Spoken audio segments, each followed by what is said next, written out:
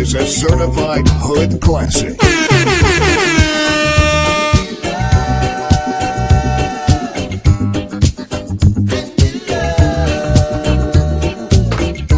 Let's go. Wake up, wake up, wake up. It's Friday. This is a certified hood classic. Smoke weed every day. Yo. Don't let them fool you.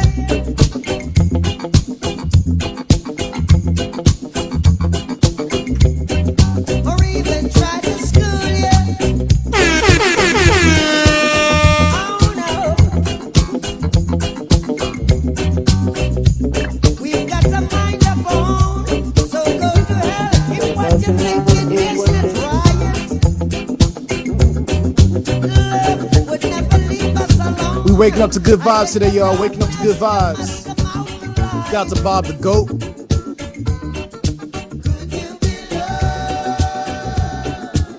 I got some more for y'all. Hold up.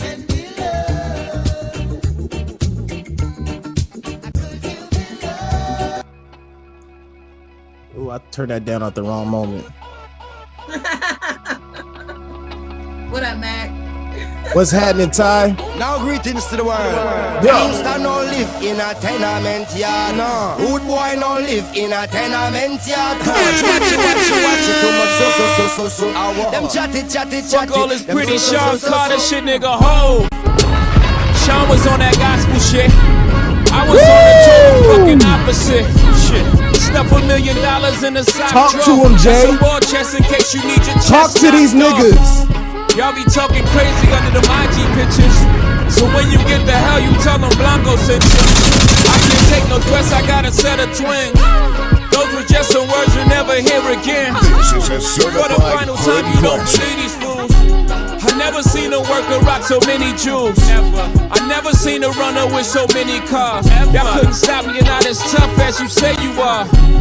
My advice is just don't be too nice I to forgot niggas. all about this Just set song. the price so niggas will live your life, my nigga. I like waking up Once your upon a time in the projects, Sean was in flight mode. I bought Yeah, cause I be in my little gun bubble of thuggery. Here I go with my black consciousness. Yeah, bring that black consciousness back. Wake me up, Queen. Wake me up.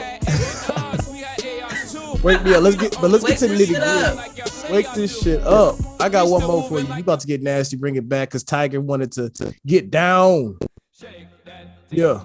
Can I shake that thing, miss? And I better shake that thing. You see, we vibing today. Y'all don't expect this. Woman, get busy. Just shake that booty non-stop. When the beat drop, just keep swinging it. Get jiggy. Get pumped up, percolate. Anything you want, for call it oscillate. If I don't take This pity, is a want to see you get certified live on the classic. rhythm of my ride. The West Coast warlord. Girl, nobody can do you nothing, cause you don't know your destiny. Yo, sexy ladies want power with us. In the car with us, them not war with us. In the club, them want flex with us. To get next with us, them can't vex with us. I don't do it no more. But back in the day, getting down and sweaty to this was next level. You hear me? Let's get it on, let's get it on till I earn them on, girl. It's all good, just turn me on, girl. Don't sweat it, don't get agitated, girl. Go and rotate, cause anything you want, you know you must get it. Coming in my mention, We don't vibe out Tiger. It's on pause mode. Yo, have a good time, girl. Free up on your mind, cause nobody can this, your man won't let it. She's back. All right, let's get into it. I had to hold it down for a second. Oh, threw me out. No, Let the club do it. You on the neighbor's Wi-Fi or yours? No, I'm on mine today. I'm on mine today. See, that's what's wrong. That's what's wrong. But look, episode motherfucking 14 is in the building. Let's fucking go. I am your host, Lord Mac and Hat Mac with the gap, Mac with the strap. Turn your back. What I say? Oh yeah. All that.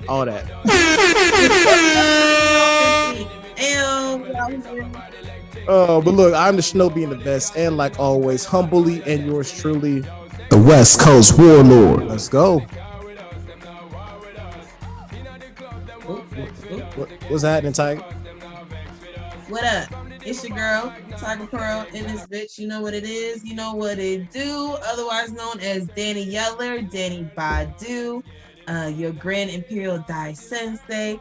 Thank you all for joining us today. It's Tiger. Okay.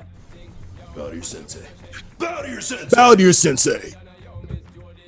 I need you to recreate it. Sasakai. Oh, we need that Bitch, drop. once again.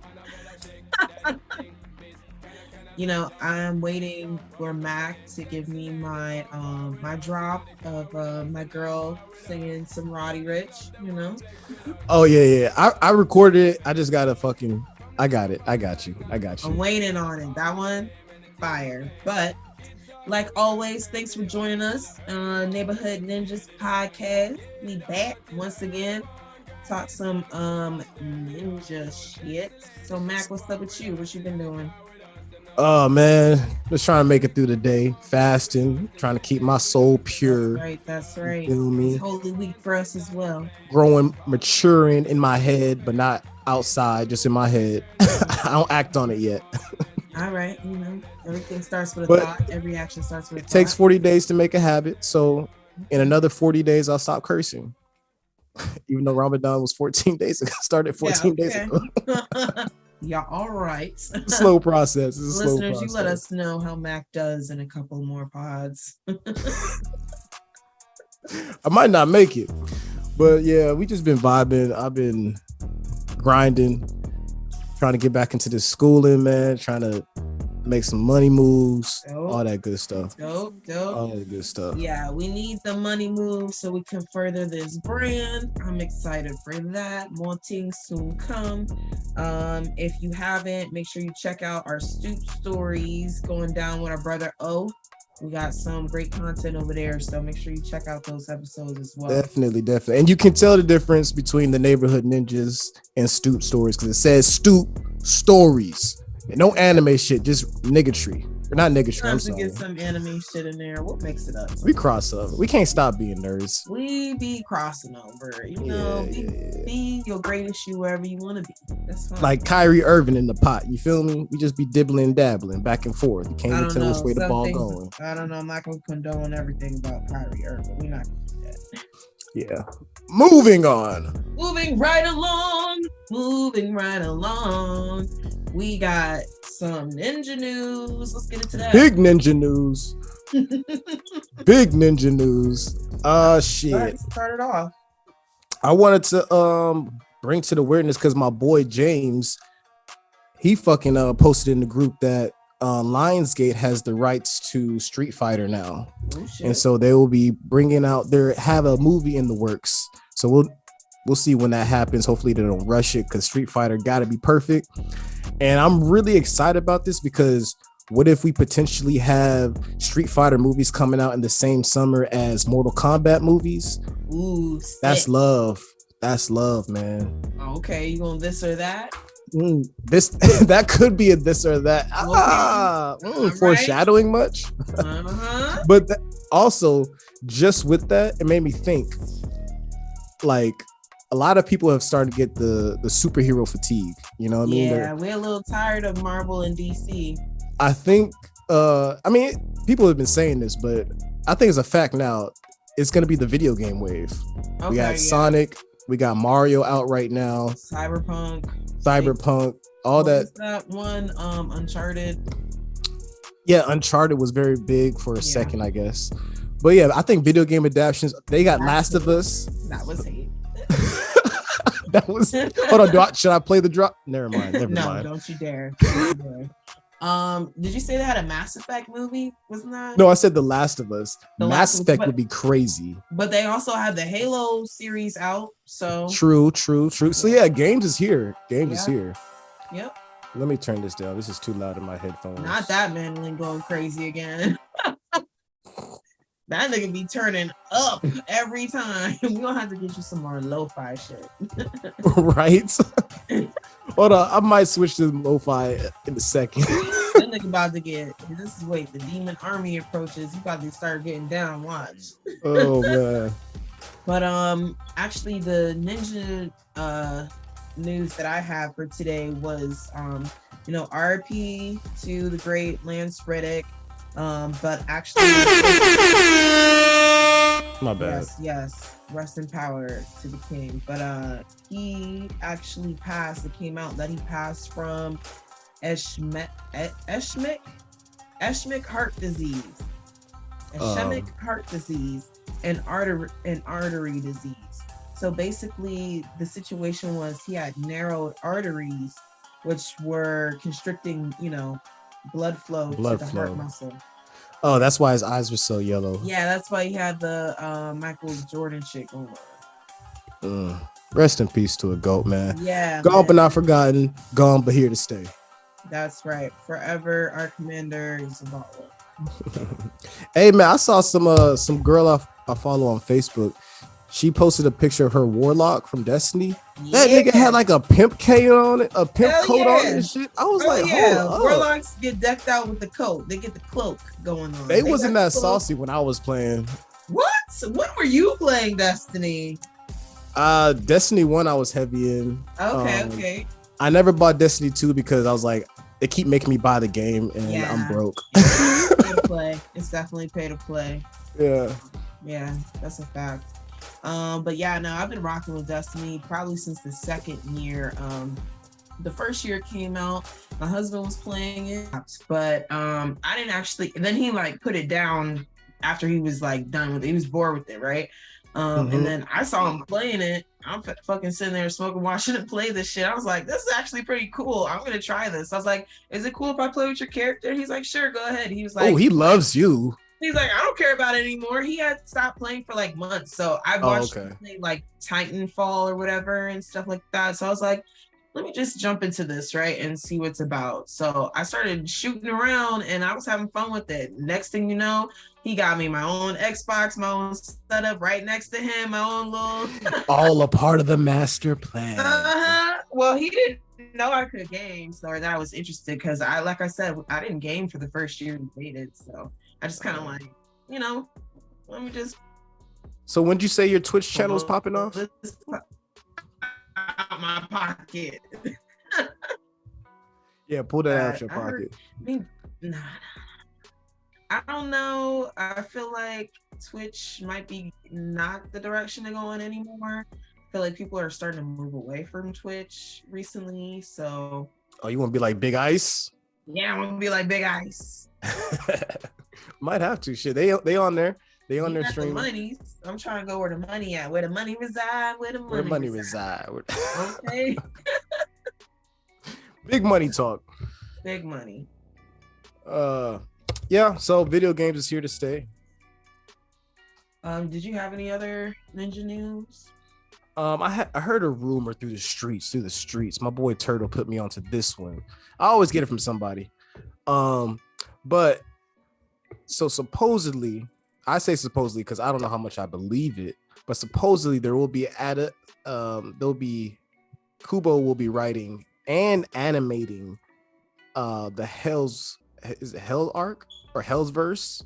Yeah, Hell's Verse for Bleach this year, at the end of this year, which doesn't really sound plausible because I don't think Thousand War Arc is going to be done this year, and that's just a lot of fucking work. But if they do pull out the Hellsverse, I'm hyped for it. Okay. Super hype. Did you ever watch the Hellsverse movie of Bleach? No, I don't really watch a lot of anime movies unless you need it going into the next season. No, it doesn't. It's outside. It's not canon. Yeah, I be getting confused on what I'm supposed to be retaining from the movies and what's pertinent to the canon. So I don't know. Like I said, anime for life. Don't give me no manga spoilers, bitch. Well, here's a spoiler for it. This nigga Ichigo, more powers. That's it. You know what? It's Bleach, baby. Yeah. Sounds about white. Wow. Oh, this early in the pod? I thought we were... Look, it's April now. I don't have to profess my love for St. Patty's Day or the Irish folk. That fake ass celebration.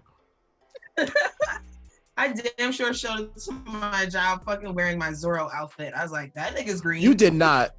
I You did. Tiger, you did No, I not. dripped out. I was dripped out from head to toe. I had my Zorro shirt on with him in the back, you know, the whole lime green fit. I had my Ivy Park. Oh, I think you pants on. posted a I had picture of that. I had my Ivy Park fucking jacket with my green Adidas. Like, I was killing the game out here. They should have pinched you just because you try to bring anime culture into St. Patty's Day. They don't mix. Nigga. You're wrong. Oh man. Yeah, that's why I said I'm 4%.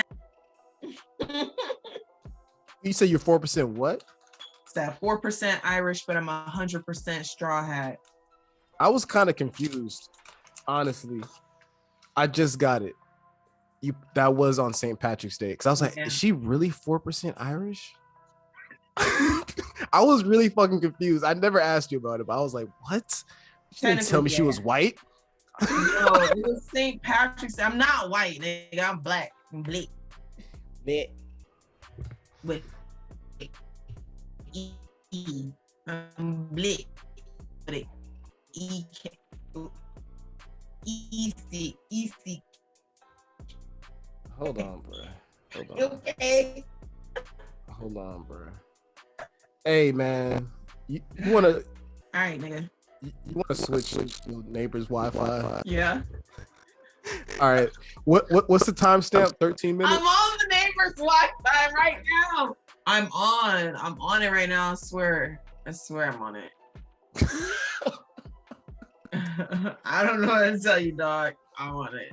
It's all good. It's all good. Can I run both at the same time? Like, can I get an even stronger connection? Like, Sound like some Power Rangers shit. look, can I get the fucking lend me your power of Wi-Fi? Right? If I could just send you like a gig. Bomb of Wi-Fi. Let me just send you a gig. Spirit bomb me your Wi-Fi, please. Yo, that's gonna be a thing. One day live streamers are gonna be like, yo, send me some data. Yo, stop it. Oh, we just gonna keep don't this talk about in, the though. future. It's scary enough, please. Oh man. Let's talk about the past. So what happened in the past? Big Vinland. Big motherfucking Vinland. Let's go. Let's go. Hey, I'm here to shit on y'all, bro. Long enough. The wait is finally over. The shit have finally hitteth the fan. Let's go. I'm super excited. Finally, we've been waiting many episodes to get our shit off, and we forgot the last couple. We was a bit long-winded, but we about to deep dive into this shit. Let's go, Mac. Hey, yeah. So look, if you're not up on Vinland, nigga, if you don't like Vinland, nigga, fuck you. Turn this shit off. That's right. I'm sorry. Or go get caught up and come back to Big this because it's spoilers. big Vinland. Big spoilers, nigga. Big death. Big blonde hair dudes. Big dudes named Thor. Stop messing with people named Thor, bro. All right. Big heartbreak. Oh, that's gonna be my favorite thing to talk about when we get to it. When we get to that. That was my favorite part of the whole episode. Oh man. Okay, so where do we leave If off? you know, you know. Last time we talked about this, I think we were still in Farmland Saga. We didn't get to Vinland yet. We were still in Farmland. the Yeah, slave simulator. they were going through it for a while. They were going through it with their bouts with the fucking farm hands who were ruining and sabotaging them in every turn, from trying to cut down all of the trees and turn it into a field and be able to till it and farm it with wheat. So they were doing everything they possibly could to deter them and stop them in their tracks. And you remember, this is not even like throwing rocks at my window. This is much deeper than that, because this is the messing with my only freedom. possession that they have, and it's their only goal is to Yeah. fucking turn this forest into farmland. And we get our first harvest, and y'all step all over my freshly They new fucked it new up. buds, bro. And this is when we really saw how low Thor was, because like, nigga, they got to go. They He gotta didn't give a die. fuck. He didn't care. He didn't budge. His soul Bruh. was depleted. I was hot for Einar. I was like, get buck, Einar, get buck. Yeah, we got Anar, 6'5" clumsy nigga that can't fight, got no hands, and he wanna fight. He wanna go at it. And Ready Thorfinn, to throw down, yeah. the war child, who's been catching bodies since the age of 7. Yeah. Y'all niggas was exactly. watching Saturday morning cartoons. He was catching bodies, homie, overseas. Like, And he didn't want to flames throw of the no villain. hands. Exactly. No It was hands. wild to me. I was like, do you want to be free or not? Honestly, he just didn't have an excuse. He felt so pathetic. Suicide was not an option. Yeah. He was just honestly, wallowing in he pain. didn't even have the right to. He's been haunted by his fucking nightmares, keeping him up at night. Oh, man. Yeah. Waking up screaming and shit. Like, Anar is like, nigga, I worked all day as a slave. I'll come back to try and get some sleep, and you over here fucking terrorizing me in the middle of the night. What the fuck?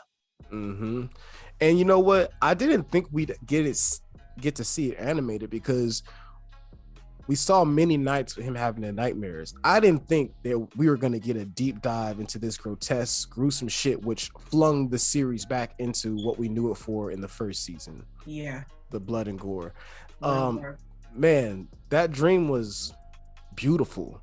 If The you're talking about one from a Where art he piece. fought Askeladd when he went down into hell, when fucking Thorfinn fell down into the 7 layers of hell and into the pit of war, basically. Niggas who just could not break the cycle Yeah. of death and carnage. So he falls through a crack in the ground, and then skeletons or bodies They're start bringing pulling him, down in there, pulling yeah. him down to the hell, and he's just hanging there. He eventually just ends up hanging, overlooking all of hell and the fire, and looks like a pool of blood. Yeah, they're fighting another one of blood, yeah. And it's nothing but Vikings who are already dead, so they can't die, just hacking each other. Yeah. Hacking in the most grotesque Civil ways. War. Yeah. Lovely. Love it. Mwah, chef's kiss. Beautiful. I love the way you did that with the eye poking out. Great touch. Great touch. Kudos to you, my boy. Yo, the Hey. animators was in a duffel. It was in a bag. Like, how often do you get to draw these type of crazy shits and it's plastered all over the world? Yeah, I'm just really glad it wasn't censored. It wasn't all blacked out or different color Yeah. painting. Like it, you can't deny what that scene was. When that happens, I don't even want to watch it. It's like, bro, just cut the whole scene out. You know what I mean? Yeah, it's pretty discouraging when that happens. I'm definitely happy that the Vinland creators are able to push the line when it comes to edge and gore and really show, you know, the truth and the meat of it all. Like, Yeah. It was don't cutthroat, watch bro. Vinland if you gonna eat your dinner. Do not sit down with a full plate and think you gonna enjoy your meal while watching this. My bad. Because I definitely a girl was sitting at the table, man, and I was definitely watching not Thorfinn, what's his name? What's the owner of the farm's son? The boy, the youngest one. No, the older son. The older son. Yeah. What's his name? Thor something. It don't even matter. The first couple of letters is called Thor. I just been calling Big Bro. Oh, Big Bro. Yeah, Big Bro. Well, let's finish off with his vision. So these are the nightmares that he's having, and basically he's watching just these Vikings hack each other to death without death. And then he sees in the fucking distance who the fuck it is, the fucking thorn in his backside, the one that got away that he could never fucking kill, Askeladd. And Yeah. shocking. This nigga. I was like, wait, is this nigga alive? Of course he is. Oh man, but yeah, so Askeladd's giving him the rundown on why this nigga feels so terrible in life. And like, look at what the fuck you're doing to yourself. He's basically almost giving him some fatherly advice from the underworld. Yeah, no, some real advice. Yeah, he is again. I mean, but the thing is, there's still a difference between Askeladd and all the other niggas down there on the ground fighting in the mud. He's up there on a pillar, still looking down on those niggas, still plotting on them. You know what I mean? Like, even in hell, this nigga is gonna think of a way to become king of the worst. You know what I mean? The beautiful thing about Askeladd is he was different, man. A lot of the other Vikings killed for the love of it, and that's what we thought. Like, I thought that Askeladd was just a murderous ass nigga, and then you come to see at the end of season 1 that this has been a plan the whole time, bro. And I'm taking revenge. I'm calculated, so I'm not the mindless killer. I'm still in hell, but like, I'm not mindless like y'all. I'm here for a reason, nigga. Okay, is Ketil the name of the brother? No, Thorgil. You're right. Thorgil. Yeah. Thorgil is him. Thorkel is the other big nigga who's the cousin to Thorfinn, right? Yeah. I need to see him. When the fuck is he coming back? I don't know. But also we keep running into Leif Erikson, that old nigga who's been looking for Vinland. I mean, looking for Thorfinn. They've been looking for Vinland too. One day we'll get there. That's true. But we actually find out in the last couple of episodes, this nigga's been living pretty close by in town. You know what I mean? From the farm that fucking Thorfinn's been on all these years. You know how disheartening that gotta be when they meet up and like, yeah, I was 30 minutes down the road, bro, for like 4 years. Yeah. Looking for you. Nigga, I've been buying niggas. I've been buying blonde-haired boys. That's the crazy thing. That's the craziest thing about it. Like, that nigga, he found a guy that looked very similar and gave him the same name just so that it would come up in conversation so he can find this nigga. He looks just like him. Yeah, he does. He looks just like him. It's basically carrying around a "Have you seen me" poster. Exactly. Oh my gosh, it's an old school version of that, like the fucking milk. Yo, the shit they had to go through. I'm sorry, I couldn't do it. I'm out of here. Life before technology. I'm not built for that. Poverty. I'm not built for that. Nah, I can't do it. We're gonna have to restart this game. Your real kid back in the day like that, it's a wrap. You just have to make. But like, the thing is, just make another, because this type of shit happens. Niggas just get separated, and it is what it is, which is crazy, man. Crazy. Why are people so fucked up now? Let's not turn this into the last pod, okay? Yeah, we're not gonna do another black exploitation pod, okay?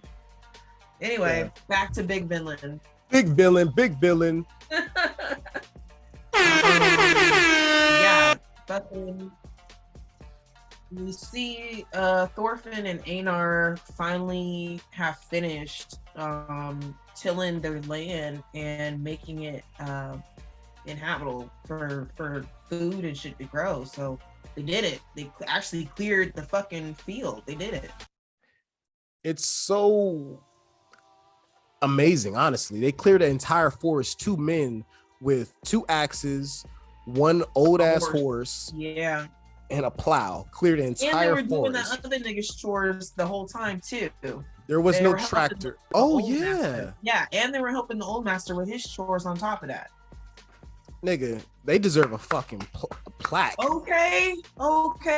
They worked their way to freedom. That's like paying off a credit card or paying off your car. Okay. And then imagine literally being a slave, and it's like, if you do this impossible task, you can go. You can't even really think about what you're actually gonna do. You don't even know how you're gonna feel when you get to that moment. You just think you're never gonna get to that impossible moment. And knocking down that last tree. When you got niggas trying to fucking tear you down everywhere you look and trying to be underhanded and sabotage your field. It's like, I thought they were gonna put salt in the field. Honestly, I was gonna be mad. Wow, I didn't think about that. Oh shit, they would have fucked. It'd have been dead. Yeah, because the field was for y'all niggas. Well, yeah, but yeah, they wouldn't be able to use it though. Yeah. Stupid ass niggas. Pretty much. But So we what also else happened see in this shit? Canute is conniving. And The way you said Canute is conniving. Yo, Canute ain't shit. he ain't shit. He ain't shit. Let's keep it real. Yeah, let's talk about the fucking royal hiney. This nigga is a punk ass bitch, and he does was not a punk deserve ass bitch. brother. No, he's a punk because he did some pussy shit. He poisoned his older brother so that he could take over the throne, and his older brother had nothing but love for him. That's fucked up. No, and then the nigga can't. So Canute was the young bitch ass prince in the first season, y'all. Pretty This prince. season, he's a grown man. He got a little scruff on his chin. You know, he making the hard decisions. He plans to. Well, he fucking poisoned his brother. His brother, they had no problems. Actually, they were really good allies. He sent his army over to help him. They could have took over. They could have done so much more together than. Bro, when Canute went to London, I think, or Great Britain, his brother sent his army to assist him. Like, come on now, bro. You losing revenue and soldiers. But anyways, he wanted to take everything for himself because he's a Viking and they selfish. He playing these games. Yeah. That's the greed. And That's you the greed. And then you have your brother on his deathbed in your house and you acting all meek and sad. Oh, my older I know, brother. right? Like, Nigga, he's you a fucking poisoned me, bitch. liar. Right? He's a snake. He really is a snake. And But- I thought it was interesting how he starts bugging out and seeing his dad in his brother's face. Love it. Because it. his brother is so fucked up. Yeah, from the You poison. gotta live with that, So, my boy. I think that's good karma. Yeah, all of that shit come back right to you, right upon you. The karma, all of that come right back on you. So I can't wait to see what happens. He's playing games right now with the feudal lords and shit, and he's targeting Thor's master right now. Keto, right? I think that's his name. So basically, Keto was a friend of the old king, or a friend of the brother. Yeah, he's a friend of the brother. So he's making a long journey with a bunch of gifts to go see the king. On his way, the king dies, and Canute now takes ownership of all the land, all the soldiers. And so he has all these gifts, and he's like, "What the fuck am I gonna do?" And luckily, his son Thorgil knows Canute. I think he's on his royal guard or something like that, right? Yeah, I think so. I think he's like second to him or something like that. Some shit like that. And so he sets up a meeting, and unbeknownst to him, unbeknownst to the whole family, Canute is going to use them as collateral damage and take over their farm, take over their slaves, their crops, their money, and everything. But the simple farmers are thinking, hey, we got a new lord, we're going to give him some gifts, and we're going to create a new relationship. Exactly. Don't happen like that, though. Trying to smooth it over with new management, you know what I mean? No. This is Vinland Saga we're talking gift about. basket, some wine, a charcuterie board, some wines and cheeses. And you thought you would just go back to your office all willy-nilly? Nah. Nah, we're going to set a fire and then blame it on you. And then put the gas can in your house. Okay. That's And basically what they did. And say, give me a head painted red and say, look, he did it. So they set up Keto and his sons. Yeah. What are your thoughts on this? The stupid ass. Oh, I loved it. The stupid ass one. They bring him along. First of all, I don't know why he came along, because if you handling business, you do not need this nigga in the midst of it at all, because he's of course just gonna ruin things. I don't know why they even had him around. Olmar. Sound like somebody you know. No, I'm kidding. Stop. Wait, the nigga's name is Omar. It's Olmar. That's an L. That's an L for you, my boy. That's an L for you, my boy. There's an L right in the middle of the name. No, it's Omar. Omar. I don't even know what the fuck to talk about, an L. So this thing, of course, starts whiling when they get in front of the king. Because they show up with all the gifts. They have an audience with him. Surprised that their request to see him is granted so quickly, but it's because like you said, the king's already plotting on their shit. So the king brings them in, and you know, they're like, you gotta kneel and all this other shit, and then they're supposed to be on good pleasantries, and then all of a sudden this thing out of nowhere talk about, I want to be on your fucking, what was it called, your guard or some shit, right? The royal like, guard. yeah. Bro, see, this is like when hoes don't know how to act. Like, you ain't never been in this type of establishment before. Like, come on now. You can't take black people everywhere. It's the same shit. Man, it's the same shit. But it's like his dad gave him one simple fucking order, which was to shut up so you can learn. Like, he can't. I hate niggas who always be in their own way. Just shut up. Like, he is the perfect example of like half these dudes out here that know that they ain't got it in their heart, but still just speak it anyways. Just be talking. Because wasn't you on the farm crying about how you'll never be? Like, I want to go to war, but you couldn't fight your own battles. What possible pride could this little nigga have? I don't understand how he could be so prideful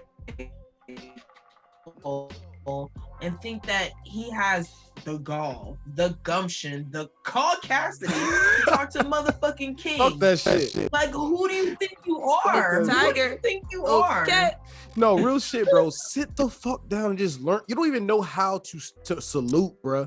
To bow down. Can you relax? Can you let the meeting go on for 30 minutes? Maybe at the end, say, hey, do you have any openings? Bruh, he can barely pull his sword out of the scabbard. Like, what do you think you're about? Okay, and so then they laugh at him and like, okay, if you can cut this fucking pig in half, we'll let you on the guard. That's right. Oh, cutting a pig in half? Cool. This man over there hacking 25 times, 30 times, 100 times, can't even cut the goddamn at pig. him. You think you're going to war?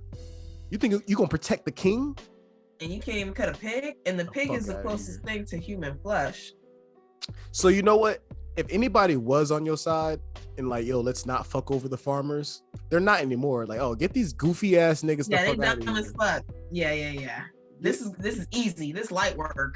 If this is what we got to deal with, we good. So of course, Omar, the younger brother of Keto. It's Omar, nigga. Stop it's Omar.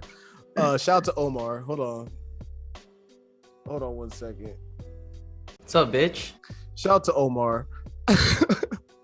But Omar starts feeling all sorry for himself, and he's over there sitting on the bench crying because he couldn't get into the royal guard. He made a fool out of himself and his father and his brother, who is on the royal guard.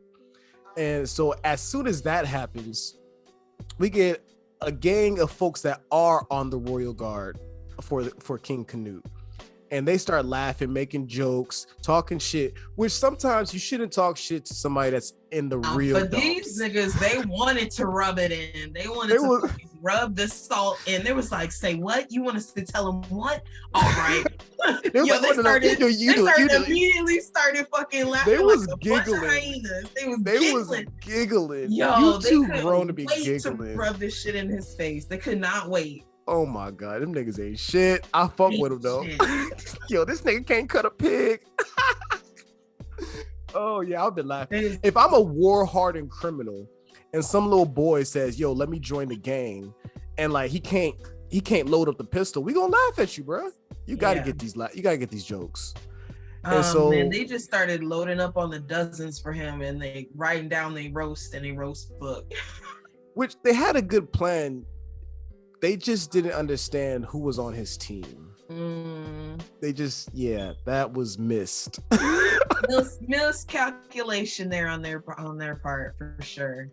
It's like I saw this meme of Attack on Titan, and it was like they were like going crazy scared because the rumbling was coming. Yeah. And then it was like a tweet that says, "Oh well, if it isn't the consequences of your own actions." Here to haunt you. Here I am, back again. Who would have thought? Ta-da!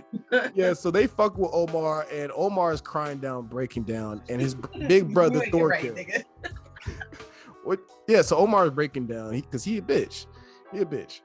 And Thor Fell walks up. Yeah. He's like, "Yo, kill them. They talking Yeah. shit, bro. Yeah. Kill them right now." They in the mall basically, because niggas is eating shops. It's basically the mall. It's an outdoor mall. In the middle of the fucking mall, he like, "Yo, kill this nigga right fucking now." And Thorkill like, I can't do that. Why would I kill? I can't. I'm a bitch, you know. Omar. Yeah, Omar.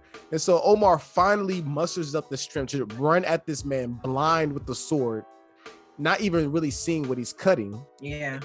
And ends up killing the first attacker. So No. He So didn't he actually thinks. kill him. So what he happened thinks. was there was someone in the crowd that wanted him to succeed in fucking up and being agitated. So they flicked a coin and it went right in the nigga's eye who was talking shit. Flicked a coin. And it pierced his eye. And so because he was blinded in that moment, of course, the nigga's gonna be able to get the hit off. Yeah, I mean, I can see it. It's believable. If somebody threw a coin into my eye and it made a puncture wound, I probably wouldn't be able to see the sword coming at my abdomen. So I can believe that. I can believe that one. Yeah, it makes sense. I mean, you're not gonna just close the one eye that got fucked up. But hold up, I got it. Right? I got it. Like, no. You're not just gonna be T-Boz or like left eye. Bitch. What you- How'd you mix that one up? It's literally left eye. That's the one that's left. It's the only one that's there. Otherwise, it was both eyes. So who else got a Anyways. fucked up eyes? Fetty Wap and left eye? Like, no. It was the one from Immature. It was the one nigga Brandy threw the book at his eye. Well, I would say that them two, with Fetty being like, you know, king and queen of the one eye bandits. Trap queen. Yeah, the trap royal family. You know what I mean? And shout out to the little Mexican boy that had the glass eye when I was in 6th grade. He was a cool Wow. dude. No, I said shout out. He was a cool dude. Uh-huh. Yeah, okay. It was just funny sometimes when he turned around like, yo, you got a sharpener. Oh, you got a sharpener, bro. Wow. Anyways, Share your school supplies. Anyway. back to this motherfucking fight with the bandits. So Omar finally kills the little first bitch, and he's fucking shook it. Of course. He falls on the floor. He's crying in tears, screaming, I killed a man. I killed a man. Yeah. Meanwhile, Big bro's like, let's go. Big Bro has the biggest smile on his face that we've seen in this fucking anime. Finally proud of his fucking brother. Slicing niggas in half. Wait a minute. The whole time Big Bro has been home since he came back, he's been like looking at his little brother in disgust, like, you know how when you come back after being away and you come back in the house and your little brothers just be talking to your parents in the old kind of way, but you know, if you would have talked to your parents, you would have got your ass fucked up. You know what I mean? Like you got teeth into the floor. Yes. Teeth into the floor. I would have lost my shit. So he's come back home and he's like, why the fuck is this nigga so weak? You would not have tolerated this. You know what I mean? Like, what the fuck is going on? Like, he is so harsh to the point where he was scaring his dad. His dad was afraid of his. And it's crazy because we hear it that his dad was like big nigga on campus back in the day. Exactly. So it's just like, you know, what the fuck is going on here, little bro? Why are you so pussy whipped? I don't understand. Like, so at the first chance to get his little brother's first body, you always love that. I love when I'm there for my brothers. Don't touch myself. But callback. But yeah, love when you're there for your brother's first kill. You know what I mean? It just feels good to get him into the murderous vibe. Love that. Okay. I love the fucking scene. Family bonding moment Of Omar crying and blood all over him, and he like screaming to the sky, and behind him, Thorfell is slicing a nigga in half, like crazy, going crazy, hair from in ear the wind. to belly button. He cut this nigga. Bruh, don't like. I want to have an open casket. So if you're gonna kill me, like, come on now, don't fuck it up, bruh. Don't fuck it up. Ain't no casket, nigga. We just got to get rid of this. This is ugly. Arms is getting cut off. Niggas is getting cut in half. The torsos is When the hand be waving, but the hand don't be attached to nothing, you know it's serious. and then the ain't gay. I don't And he know ain't gay. why I, it's so like, why is wrist. it's so fluid? He got one of them new wrists. Is that mechanical? Got a wrist BBL? Oh no. Yo, the wrist BB. Yo, we get into sick territory because I almost had a joke about a hand job, but I won't even go there. Yo, I'm not even. Yo. I'm not. Yo. I'm not. What are y'all doing? What's going on here? What Big is Vinland, Big Vinland. Big Vinland. Oh my god. Yeah. So enough of the hand So talk. it's not us seeing Thorfinn getting busy, but we finally getting some action, which, you know, that's what I was like, where's the killer? Honestly, I want peace and love for Thor. Fuck that. I want everybody else to murder though. Okay. I want everybody else to murder and pillage, and I want Thor to just be able to become whole again. I seen this nigga through too much, bro. He was 7, my nigga. He ain't have a chance. So do you think he has a future? I think he's still gonna have to get his hands dirty, but I think I'm not gonna lie. I was really afraid when after they got their freedom, you know, their master was like, "Yo, I'm about to go on this trip to go see the king. When I come back, you let me know if you guys want to keep working here as farmhands or what you want to do. Whatever you decide, I'm down to support you, right?" And I was like, bro, I am so afraid this nigga's about to go to the kingdom and get offed right there. And these niggas are never going to be free. I'm like, you better pray for your... I'm like, yo, I was thinking coonery, that. Wait a minute. The coonery just oozed out. I was like, pray for your master state return. No, we can't say that. You can think it, but you can't say it. Like, hope master Titus. So I got real Samuel L. Jackson and Django. Look. Master gives me foods. He gives me sleeps. All right? I don't want to hear nothing about that foolishness now. But look, yeah, it would have been fucking insane if he got killed there and then they had new management and it was like, nah, bro, you got one more forest to clear. Exactly. We're gonna re-up on that contract. Yeah, we just renewed you for another 15-year lease. What? Hold on, my credit score don't even approve that. Right? Y'all hit my credit all hard and shit. No, decline my shit. Decline, okay. Oh man, the interest rate is not looking right. It's looking grim. Okay. It's looking grim. So Canute is on his way over to the farm now, right? They sailed out. They rolled out. Okay, so the family escaped. They escaped first, and then Canute sends 30 men to the farm. I believe it was 30. Okay, yeah.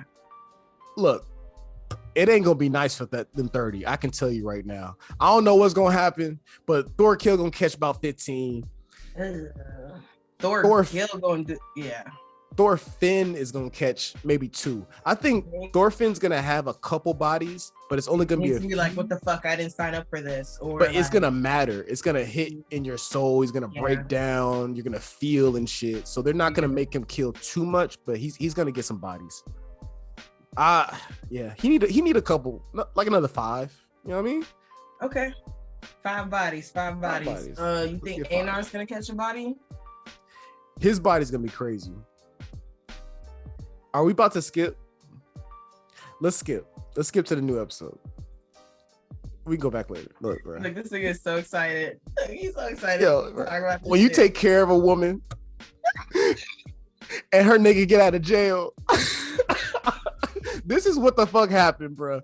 Oh my god, the heartbreak is gonna be crazy. Women hating, He-Man. Wait, what's it called? A He-Man women hating club. Yeah, this is the He-Man Woman Haters Club. Okay, let's go. Sponsored by Neighborhood Ninjas. What the fuck do was not that? condone this, ladies and gentlemen. The next thoughts and opinions are those of Mac and Lord Mac alone. Thank you very much. It's Thaiger. Okay. The West Coast Warlord. This is from both of us. Anyways, nigga. You in this thing. Look, it's 2 motherfucking niggas on the logo. It's 2 motherfucking niggas potting. It's niggas for life. All right. Niggas for life. Let's ride out. Look, bro. All right, so in this last episode, we get a slave that says, I'm done with this bullshit, and he murders his entire ownership clan. The babies, nigga. Oh no, he took the bitch. He took the bitch, but he made the his owner crawl on his knees, kiss his boots, say, you're my slave now. I want you to say I'm your master. Still killed that nigga. Whatever, you know what I mean? Then he goes running rampant on the farm because the farm is huge. So they don't even hear about this until like Thorfinn and his people don't hear about this until like 2 days. It's Thorfinn's farm. So they hear about it and they're like, yo, they told all the farm hands, look out for this nigga, he's killing. And the reward for this nigga is 3 horses, that's big money. You popping big shit with 3 horses. You on mute. 1 horse did for their freedom. Oh yeah. 1 horse fucking accelerated them clearing that forest by probably a third at least. More half. That poor horse. They better massage that bitch ass horse. But he was an old. Make sure he was tip top. Yeah, he was old as hell. He was like Mr. Ed. But you know what? That's the good thing about horses, though. This is kind of morbid, but the pros and cons of horses and donkeys. Donkeys they'll stop working for you. They're easier to get, but they'll stop working for you. You know, so just say fuck you. Horses, you can work him until they just fucking drop. Yeah. So they was working that motherfucking horse, plowing them farms for like 3 years. Nigga, ain't no rest. At least, because both of them are built up now. Like, yo, them niggas is like monster. Like when they take their shirt off, paws. Like, yeah, they going crazy. They been chopping trees. I was like, shit. Let me hold on. Right after Ramadan, I'm gonna start taking my whey protein again. All right. Wow. Okay. You need to go chop stumps. That's what they were doing. I was like, yeah, I need real world applications. I'm gonna start picking up tires and manly shit. What do men pick up? Logs? Yeah, logs. It's like manly shit. I'm like, I'm start picking up like real utensils. Just what's the most stupidest shit I can pick up right boulders now? What the hell? I actually all I gotta do is look on Instagram because they just lift the stupidest things nowadays. I saw a nigga standing up on 2 chairs with like a dumbbell with like workout equipment on each side. I was like, bro, why? Because he wants to fall in the worst of ways. Fuck. So goofy, but he getting views, whatever. Anyways, big villain talk, nigga. All right, so this farm is running around rampant. At the same time, the old man, who I believe is also Keto's father. Yeah, Keto's father, yep. He falls in the farm and he's old as hell. They've been telling him you need to sit down. Yep. And he's always said he wants to die in the farm. The nigga's out there plowed. I thought because he was so stiff and he didn't move when they saw him out in the field, I was like, this nigga already got rigor mortis. He been out there so long. Damn. I thought they was just gonna take him home. He was gonna be all right.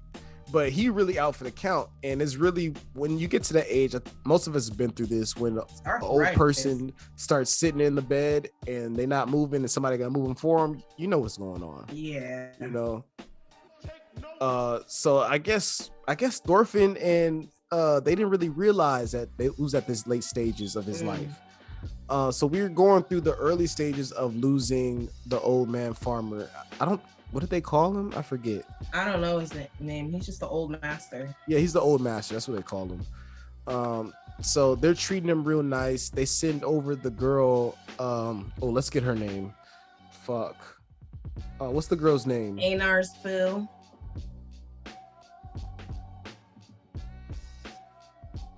What is it? Arnade. Arnade. Yeah. However you pronounce it in English, we're gonna fuck it up. You know how we do at Neighborhood Ninjas episode 15. But they sent her over and she's an amazing cook. She's basically a fucking nurse for this man, handing on him, waiting on him hand and foot. And at the same time, we get interactions between, the lovebirds. And get that old thing back, reminiscent when they would link up in the morning and wash their face at the watering hole and stuff. You know, Yeah, that's cute. We washing dishes. Of the morning dew. You know, they playing house and shit with the old man. It's cute. It's cute. Like when you at that play family. That tension. Y'all ain't really did nothing, but y'all know y'all fuck with each other. Yeah. Because it just feel different when it's just y'all two. Isn't that? But then also it's cool that Thorfinn picks up on that and he like kind of stays out the way to kind of give him wingman of the get you a homeboy that knows how to get out the fucking way. You know, he knows how to read the room. Don't you hate the homie that come in the room like, look at where my charger at? No social awareness. Hey, bro, what's the password to the bro? If you don't get the fuck banging out, on the door, hey man, let me get in there. Let me get in there. Hey, you gonna finish that juice, nigga? If you don't drink the fucking juice and stop banging on my door, I'll sit on the couch. She gonna come sit right in between y'all. I got 6 pounds of titties waiting on me, and you over here fucking with me. Like I be looking at them niggas sideways. Like you must not want me to fuck, bruh. Yeah, so. Just help me. Just none of that. Help me. But wingman of the fucking year. He knows when to stay out the way. Let him have his time, bro. He ain't touched a woman in years. That's honestly, that is social currency that cannot be taught. It cannot be taught. You gotta be outside, touch grass, y'all. You have to be, that's a fact. You have to be outside. I'm full supporter of touch grass.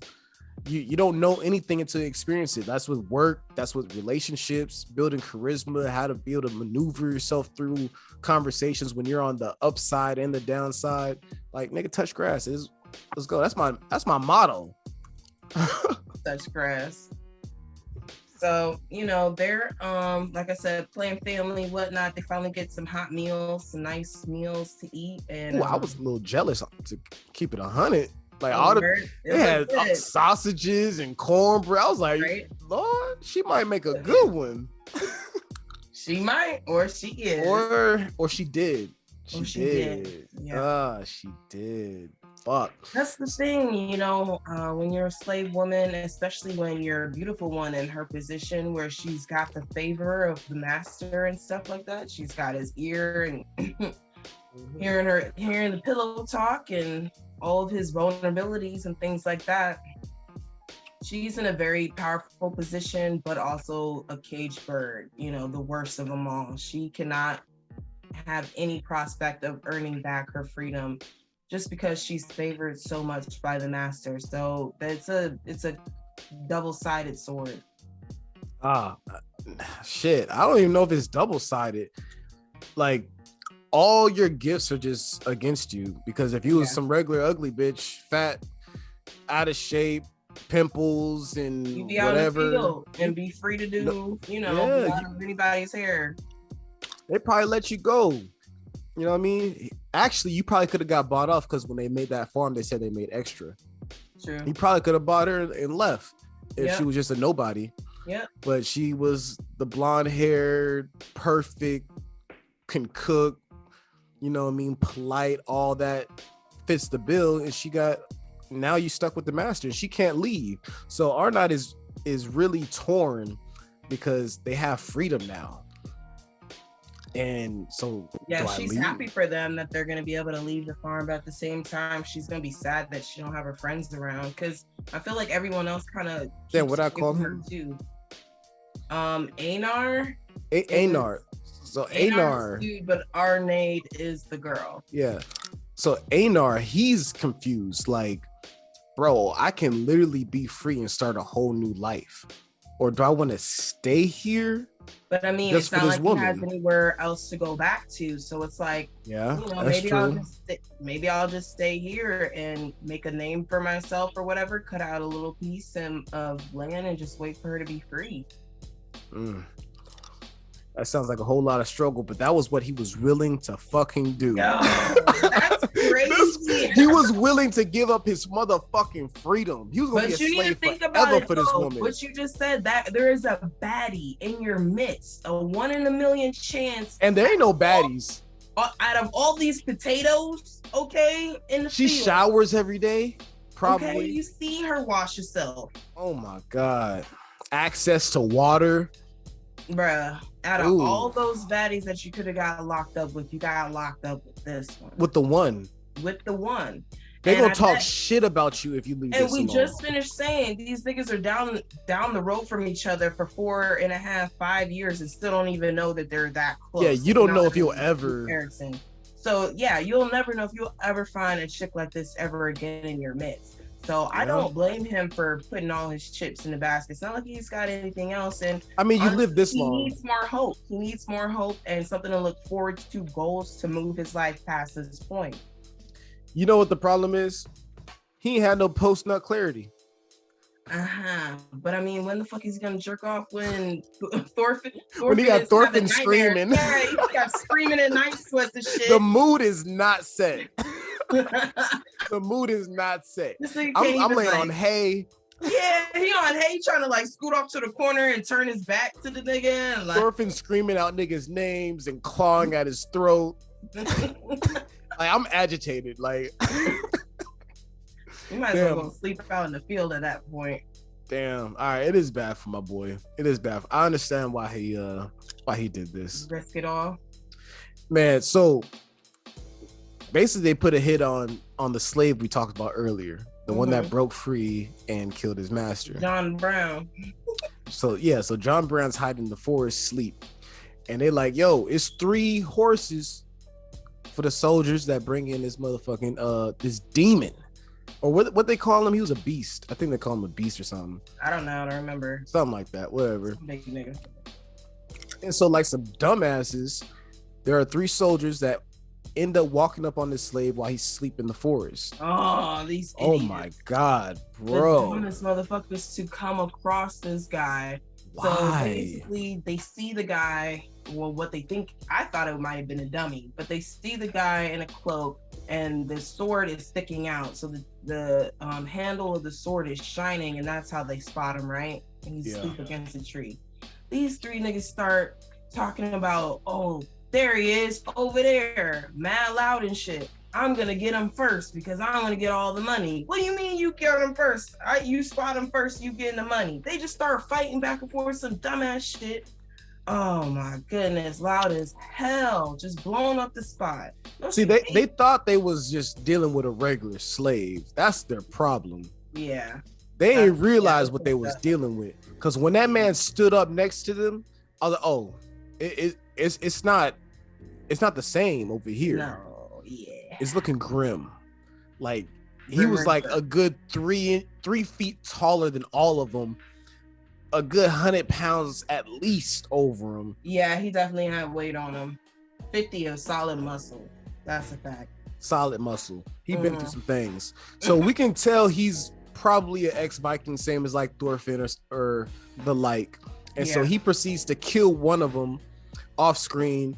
The other 2 run and they find Snake. Is that his name? It was Snake is the head of the farmlands. He runs that shit like an iron fist. He'll punch you in your nose if you're out of line. Loki, right? And Fox. Was it Fox that came? I'm talking about who they notified, like, yo, the prisoner just killed Buddy. Okay, yeah. I think his name was Snake, right? Yeah, it was Snake. The Okay. guy who was sleeping in Oji-chan's cabin or whatever. And he was reading the Bible to the old man. Yeah, he was reading the Bible, which is also we'll come back to that. Okay. Yeah, so they ride out, about to chase down this runaway slave. Why Shorty look up? Blonde hair, blue eyes, hair flowing through the wind, washing some dishes in a little bucket. What does she see? Her fucking king, nigga. Her husband. She ain't, bro. When was the last time she seen her husband? Imagine, that's another thing. They was on 2 farms right next to each other. Your husband, your wife. For years, nigga, and you never even knew they existed. You probably thought they was dead in another country. Y'all was right there, bro. I know It she is was so sick out surprised here. to see him. Like, that is such a crazy, awesome moment, but such a devastating moment because when we finally see this man, her husband, right, in broad daylight, so we finally can get a good look at his face. This nigga looks just like somebody we know. Hey, she got the type.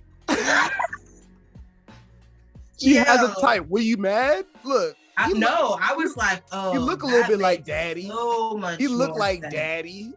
Okay. That's the I can settle for this. Why she's been giving you eyes and being so nice to you is because you fucking remind her of her the good husband. times. You look like the watered down great value version. Oh man. Like, so we'll get into that. So the runaway slave is her fucking husband. And when I first saw it, I was shocked. I was like, no fucking way. Of course. How do you even, I was thinking of myself in that situation. Like, would I even be able to get my voice out to yell to him? Scream that loud? Yeah. Like, you just see him on a horse riding past you. Yeah. Like, what? I would just faint, nigga. Like, what the fuck just happened? Like, what the hell? I didn't just see that. I didn't Yeah. just see that. I didn't just see that. Yeah. But they instantly lock eyes, and that love is bam right there. Like, Yep, I've been right waiting back, on you, baby. Right back to it. And then I was like, oh, shit. My boy is about to go through it. Damn. Yeah, he's about to be extra mad, extra testosterone, but he's gonna need that because the other niggas are on their way to they're on their way to the farm too. So it's funny, this nigga's breaking out and causing havoc on all the farms right when there's about to be the king coming to overthrow the area. And it's about to be a whole shitstorm. And Keto's coming in secret. They're in barrels. Exactly. They're already runaways. Yeah, so that part was funny too. When they was leaving and they were popping out the barrel and shit, the younger brother popped out the barrel and the dad didn't want to pop out. He was like, leave me the fuck alone. I need some space away from y'all be fucking up everything. I don't want to see you. I don't want to talk to you. I'm staying done. in the fish barrel before I can talk control to you. this. This is my space, okay? Because y'all keep getting in my space and fucking shit up. All in my lane. To him, all he knows is his sons went out and killed a bunch of niggas, and now they're on the run. That's all he knows. And now he's a wanted fucking criminal when he was esteemed, loved by the king. Basically, he was like a senator, you know? Man, yeah, he was like, yeah, basically. Yeah. He had a large plot of land, which is not yours now, my boy. Or we'll see. We'll see. It's getting commandeered. Snake is gonna catch some bodies. Okay. We'll see what he's about. We'll see what he's about. Yeah, he's probably gonna make Thorfinn have to fight, right? Yeah, he's gonna catch somebody's about to die, and Thorfinn's gonna come and save him. To save him, and have to force himself to kill somebody. I mean, because they're gonna have to protect the old G-Chan probably. Yeah. Ooh. So are we gonna see him? Okay. So Arnie, she gets separated from her husband, right? Yeah. In this battle for the farm, and she's about to get like killed, raped, kidnapped, and Arnell. Wait, what's his name? Is that his name? Which one? Thorfinn's buddy. Einar.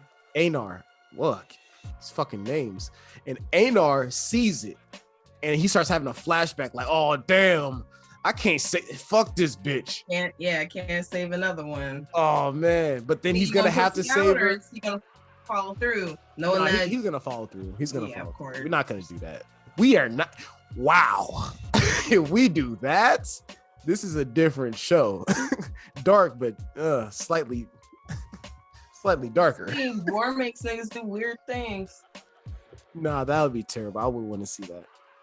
But he'd definitely save her. But that internal conflict would be good to see. Yeah. Damn. She's not the princess I thought she was. Well, if he saves her and then the husband comes back or something, he'd be like, why are you so attentive to my bitch? Or the husband dies and then they get married on some Tyrese shit. And she's like, you know what? I really liked him. Stop it. But you're cool. We're not going to Paul Walker the situation, please. But we cool. No. Till I see you again. I'm so glad I did not have that in my mouth while you said that. I would super pause. I would have spit all over this goddamn laptop. I would send you an invoice. Technical difficulties, sorry. Man. Yes, that's gonna be lovely. How many episodes we got left? Probably like another 12. You think? Really? If they just changed the opener. By the way, the opener they change. did. Opener was a supreme banger. Slap. The Slap next it one is in. okay. It's cool. But if you change that, that means we got another 12 episodes at least. Yeah. We're in it for the long haul. I'm here for it. So I'm thinking 24, 26, hopefully 28. I'm not mad at that. Yeah, right. It's 24. Look, let me hope. Damn, stop trying to kill my dreams. Hope. Yeah, all right. Anyway, But- man, like I said, definitely looking forward to what's to come. Any predictions other than what we already put out there? Nah, I mean, I'm really looking forward to the reunion. Thorfinn finally finds someone he knows. Mm-hmm. I'm looking for the big battle of the farm. I'm sure that shit's going down in flames. It's probably gonna happen at night. Gonna be a lot of fire. I think that's gonna be so dope because they already know the lay of the land, so they might be able to set traps and whatnot. I just think it's interesting how they really told you 30 minutes. I mean 30 soldiers.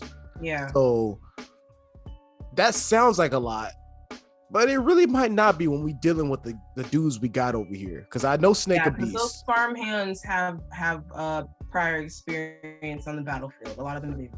And But Thorfinn not the is ones. not. Wait, did we talk about Einar and Thorfinn punching the niggas out? We fighting the did it. farm We hands? skipped over that. We skipped did over that. skip it. That was Yeah. a big part. That was the start of his dream, actually, wasn't it? Yeah, he was knocked the fuck out. He was knocked the fuck out. Yeah, that Like- did start his dream because he punched somebody. So he's like, oh, here I am being violent again. I mean, but he's got to learn a balance. Mm-hmm. You got to learn a balance. Maybe he'll go through some flip-flops. Maybe he'll relapse into some real violent tendencies and then go back to passive and then finally find his way of the middle ground. Okay. You know what I mean? Everybody ain't got to die, but everybody ain't got to live. You know what I mean? Somebody got to go. But somebody gotta go. Balance. Okay. Yeah. So that's what I'm thinking about for that one. Bad. Big Vinland talk, man. I'm loving it. And you was really angry, bro. You was really angry and disrespectful. So I was telling you, be patient. It's coming. We gonna get some bloodshed, sister. Finally, it took a while though. It took at least a month. We had to build it. All right, don't you hate when characters are just bloodthirsty for no reason? Like, I need to know why. Or, I mean, sometimes it's cool. Sometimes it's cool. But sometimes I want to feel a little bit. And this, they gave us the feeling, the down in the dirt, the depths. So when he really does have to kill, it's going to mean a lot more. It's going to mean a lot more. It's going to last. I guess. Because you're going to understand what it takes. Sometimes in other animes, niggas just kill. You be like, oh, damn, he killed somebody, cool. But this, you be like, damn, I know what he's all right, really so doing. it's some Art of War shit. Okay. Yeah, man, I That's love why this you're shit. into I love it. Okay. Slow burn. See I like a what's slow going on burn. here. It's a raw, double rapid. You know what I mean? No, organic. I got organic on me right now. Stop playing. You think I'm playing, nigga? Come on now. It got the grass on it? Oh no, this is the classic. I got two. Mm-hmm. No, this is the organic. Got the grass on it. I got that somewhere. I got it somewhere. I just rolled up with it. I put a regular classic and then I put a organic over it. Too much paper. Yeah, it burns slow. Give it to me uncut, barely filtered. Like, I like it because it burns slow. Sometimes I be bullshitting. Seems about right. You be talking. I'm about the action though. We have a podcast. You know what's crazy? I hate talking to niggas, man. But I have a podcast. Whenever I say I will talk to niggas, be like, nigga, you have a podcast. What are you talking about? I'm like, yeah, but I'm not niggas. Oh man. Ta-da! I'm loving Vinland Saga 2, season 2. Core 2 just started. We got another 12 or so episodes. At least 9. We can get a weird number maybe. But I feel like it's at least 12. What we got going on after that? What's some other anime we could jump into? Well, I thought we'd take a crack at your this or that shit again. Right? Take a crack. You want to take a fentanyl? You want to take a meth? I don't want to take nothing. What? What are we doing? The most I'm doing is dabs, and that's basically sir? cocaine. Sir, can I have one crack, please? One crack costs $3,000. Shut up. That's premium anyway. Not too much on premium now, okay? Like if you're smoking mid, yeah, all right, whatever. You tripping, but premium crack is all right. Mid crack za. Premium crack za though is different. Now you cracking. You cracking now. All right. So Fire Force. Okay, I guess it's like this or that. Would you this rather, or that? Would you rather live in the Fire Force universe or the Death Note universe? Oh man, I'm going to pick from a Fire Force is scary, bro. Fire Force is scary. Yeah, Fire Force is scary. Niggas just be popping out, setting themselves on fire and burning up trains and shit. Precursor for the Death Note, you have to know, you have to be aware that there is somebody that controls life or death. Otherwise, you just be living your life. Otherwise, you just be living your life. So knowing that, I'm still picking the Death Note universe because honestly, Light really didn't do anything wrong. He shouldered the sins and the responsibility of creating a newer world. Yes, he's going to hell. Yes, he was a bad person. Yes, he had a God complex, all that. But he did this for us so we could live in a safer, more productive, loving world. Fire Force is just anarchy. Ladies and gentlemen, I'm going to bust Mac's case wide the fuck open because the only reason why he's comfortable in living in Death Note land is because his niggas got like 18 aliases. He's got at least 15 different Facebook pages. If you've seen them, it's Mac Yeager. Yo, you snitching. Yo, Zuck be listening to this podcast. This nigga got an Arabic name. He got a Ronald McDonald name. He got a black nigga name. I got my son Facebook. I'll be on that shit. I be getting blocked, bro. I gotta get it. Okay? Y'all gonna get these memes. That's why this nigga is so comfortable because no one knows his real authentic name. Bro, I'm gonna tell y'all right now. He went by a different name for half of his life. You better count yourselves motherfucking lucky every day that a Death Note don't drop on my doorstep. Y'all niggas going out. Automatically. This nigga, he's got a card. He's got a trick card when it comes to the fucking Death Note. If you've got multiple identities because you got multiple personalities, I don't know. That's like a cheat code. No, I fuck with niggas that got multiple personalities. I want to take out all the normal people. I don't like y'all. I just want complete just anarchy. Get it out the mud. I want the society to crumble and let's just go, nigga. Wow. That's lovely. It's pure human, like it's humanity at its essence, at its basis. Struggle, survival. I love it. But no, Light is a god. He did nothing wrong. He never really made any bad decision. Maybe with his father, but that was about it. Like everything he did, I support fully. Wow. 100%. Well, for myself, sitting here weighing the pros and cons, and yeah, Fire Force is scary. That universe is scary as hell, particularly as a black woman with a fro, because the niggas busting out in flames. I don't need y'all getting close and damaging my ends. I already got enough heat damage. Okay, don't be fucking up my kinks and my curls. Thaiger, if you catch on fire, and Lord, we pray that they put you out, all that shit gone. Your eyebrows, your lashes, your nose hairs, your shoulder length curls is done. This is why I cannot. It's over with. The Fire Force universe because y'all know, like, it's different. Y'all had that one Nigerian dude. That's different. He already had a fro or some shit. But like, y'all not setting my shit on fire. Oh, it's done. No. And don't be walking by somebody that catch on fire. Right, like y'all just start fucking fighting out of nowhere on the street, like olive oil and shea moisture going to the sky. Like that one Benjamin dude, if he started wrecking in my town, I'm gonna be mad. Like, no, don't mess up Sally's, don't mess up the beauty supply store. What are you doing? Yo, if one it's person, about to smell like hot combs all over the city. Hot comb.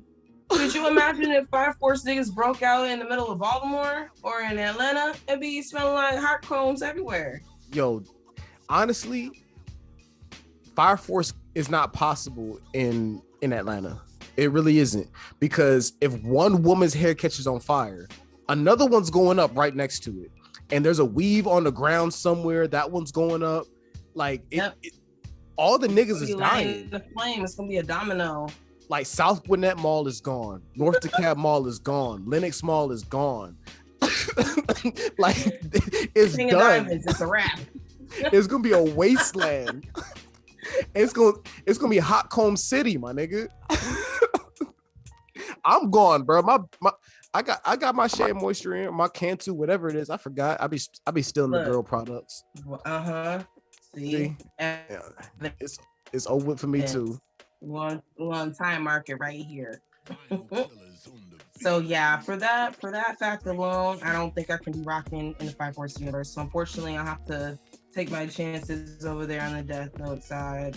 I mean, you have a just God, so yeah. You know what I mean? It's like, you know, Light, Scar, Aaron, Griffin did nothing wrong. Keep telling yourself them lines, buddy. Did nothing wrong. Okay. Patriots. Right. Danzo from Naruto. Yep. Okay. Patriot. Right. Patriot. So stay tuned, listeners, for our next This or That. Mm-hmm. This or that. Hey. No, it's this or that. You could get with this or you could get with that. Ooh.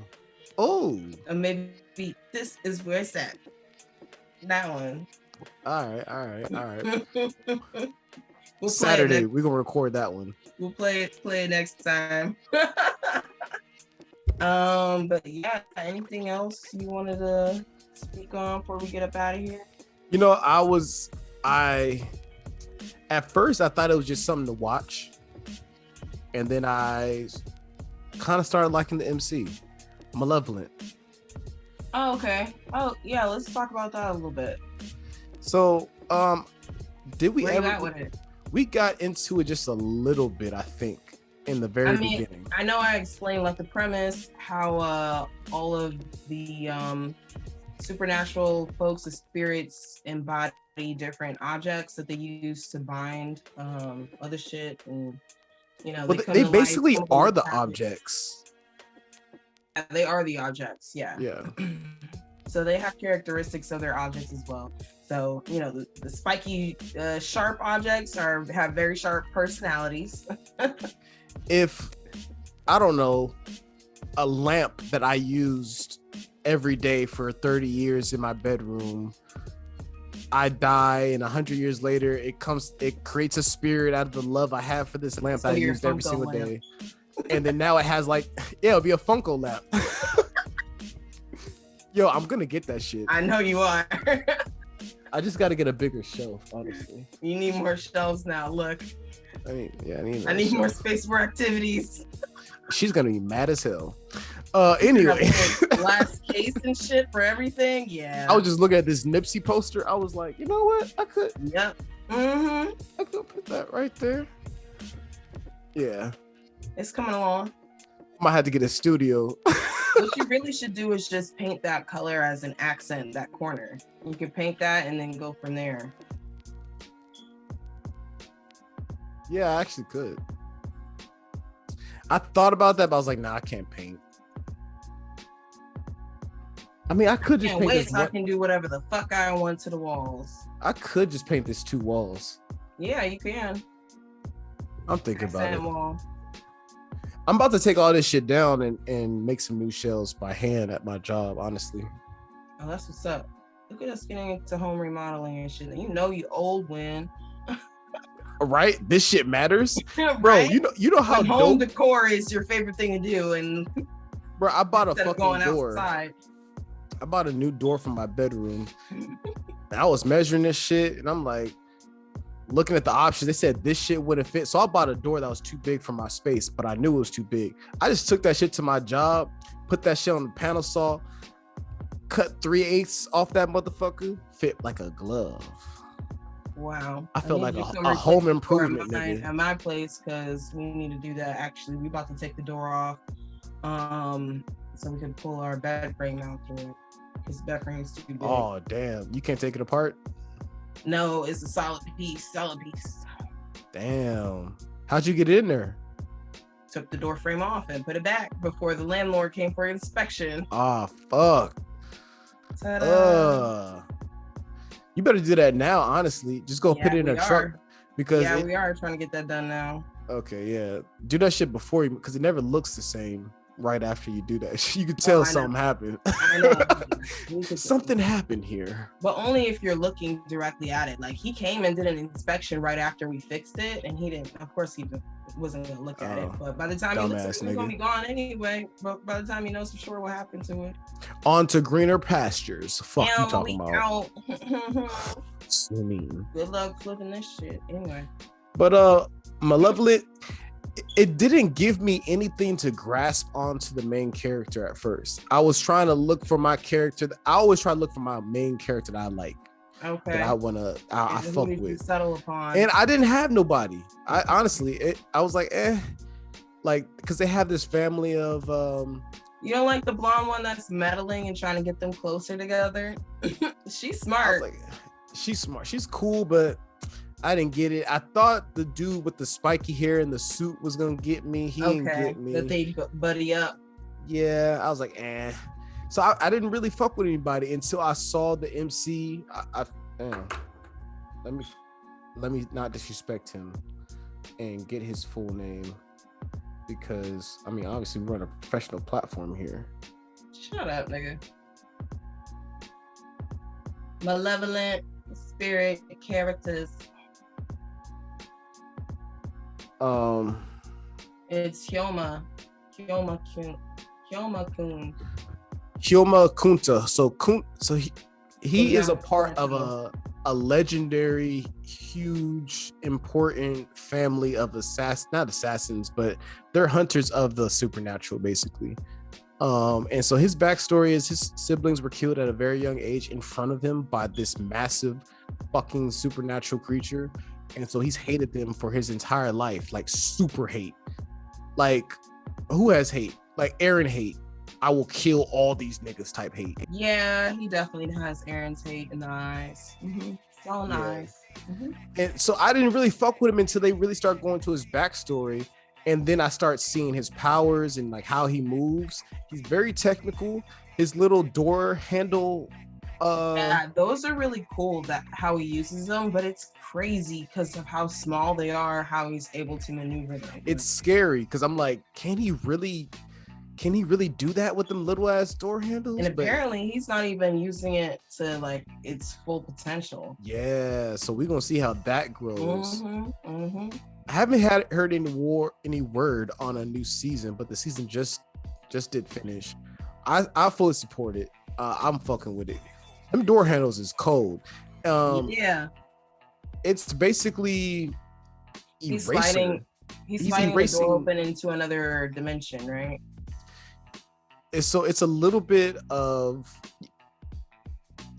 teleportation, I guess. Yeah. If he's just Yeah. slicing shit and it's opening a door to a new Well, world. that's because their door handle opener. So he's opening the door to another world and severing, the connection when he closes it. So something as big as literally a fucking building, I can cut that shit down the middle. It does not exist, and I can slide right through that. Yep. How does that happen? Yeah, so he's formidable, and they move at fucking fast speeds. I don't really know how fast they are or how strong they are, but it looks really impressive. I didn't like the animation at first because it looked really flat. Yay, original 2D. We're back, but you love us though. Yeah, but it looks weird because it's not like the 2D when we grown up because it's 2023, So I was like, I'm not fucking with it because it just felt so different than what I've been watching. But I like it. Are you talking about like in comparison to Vash? Yeah, it's like if Vash did that style animation today, it would look like this a little bit. Okay. A little bit, I think. Yeah, something like that. Because it was still fluid, but 2D. You know what I mean? Yeah. Basically.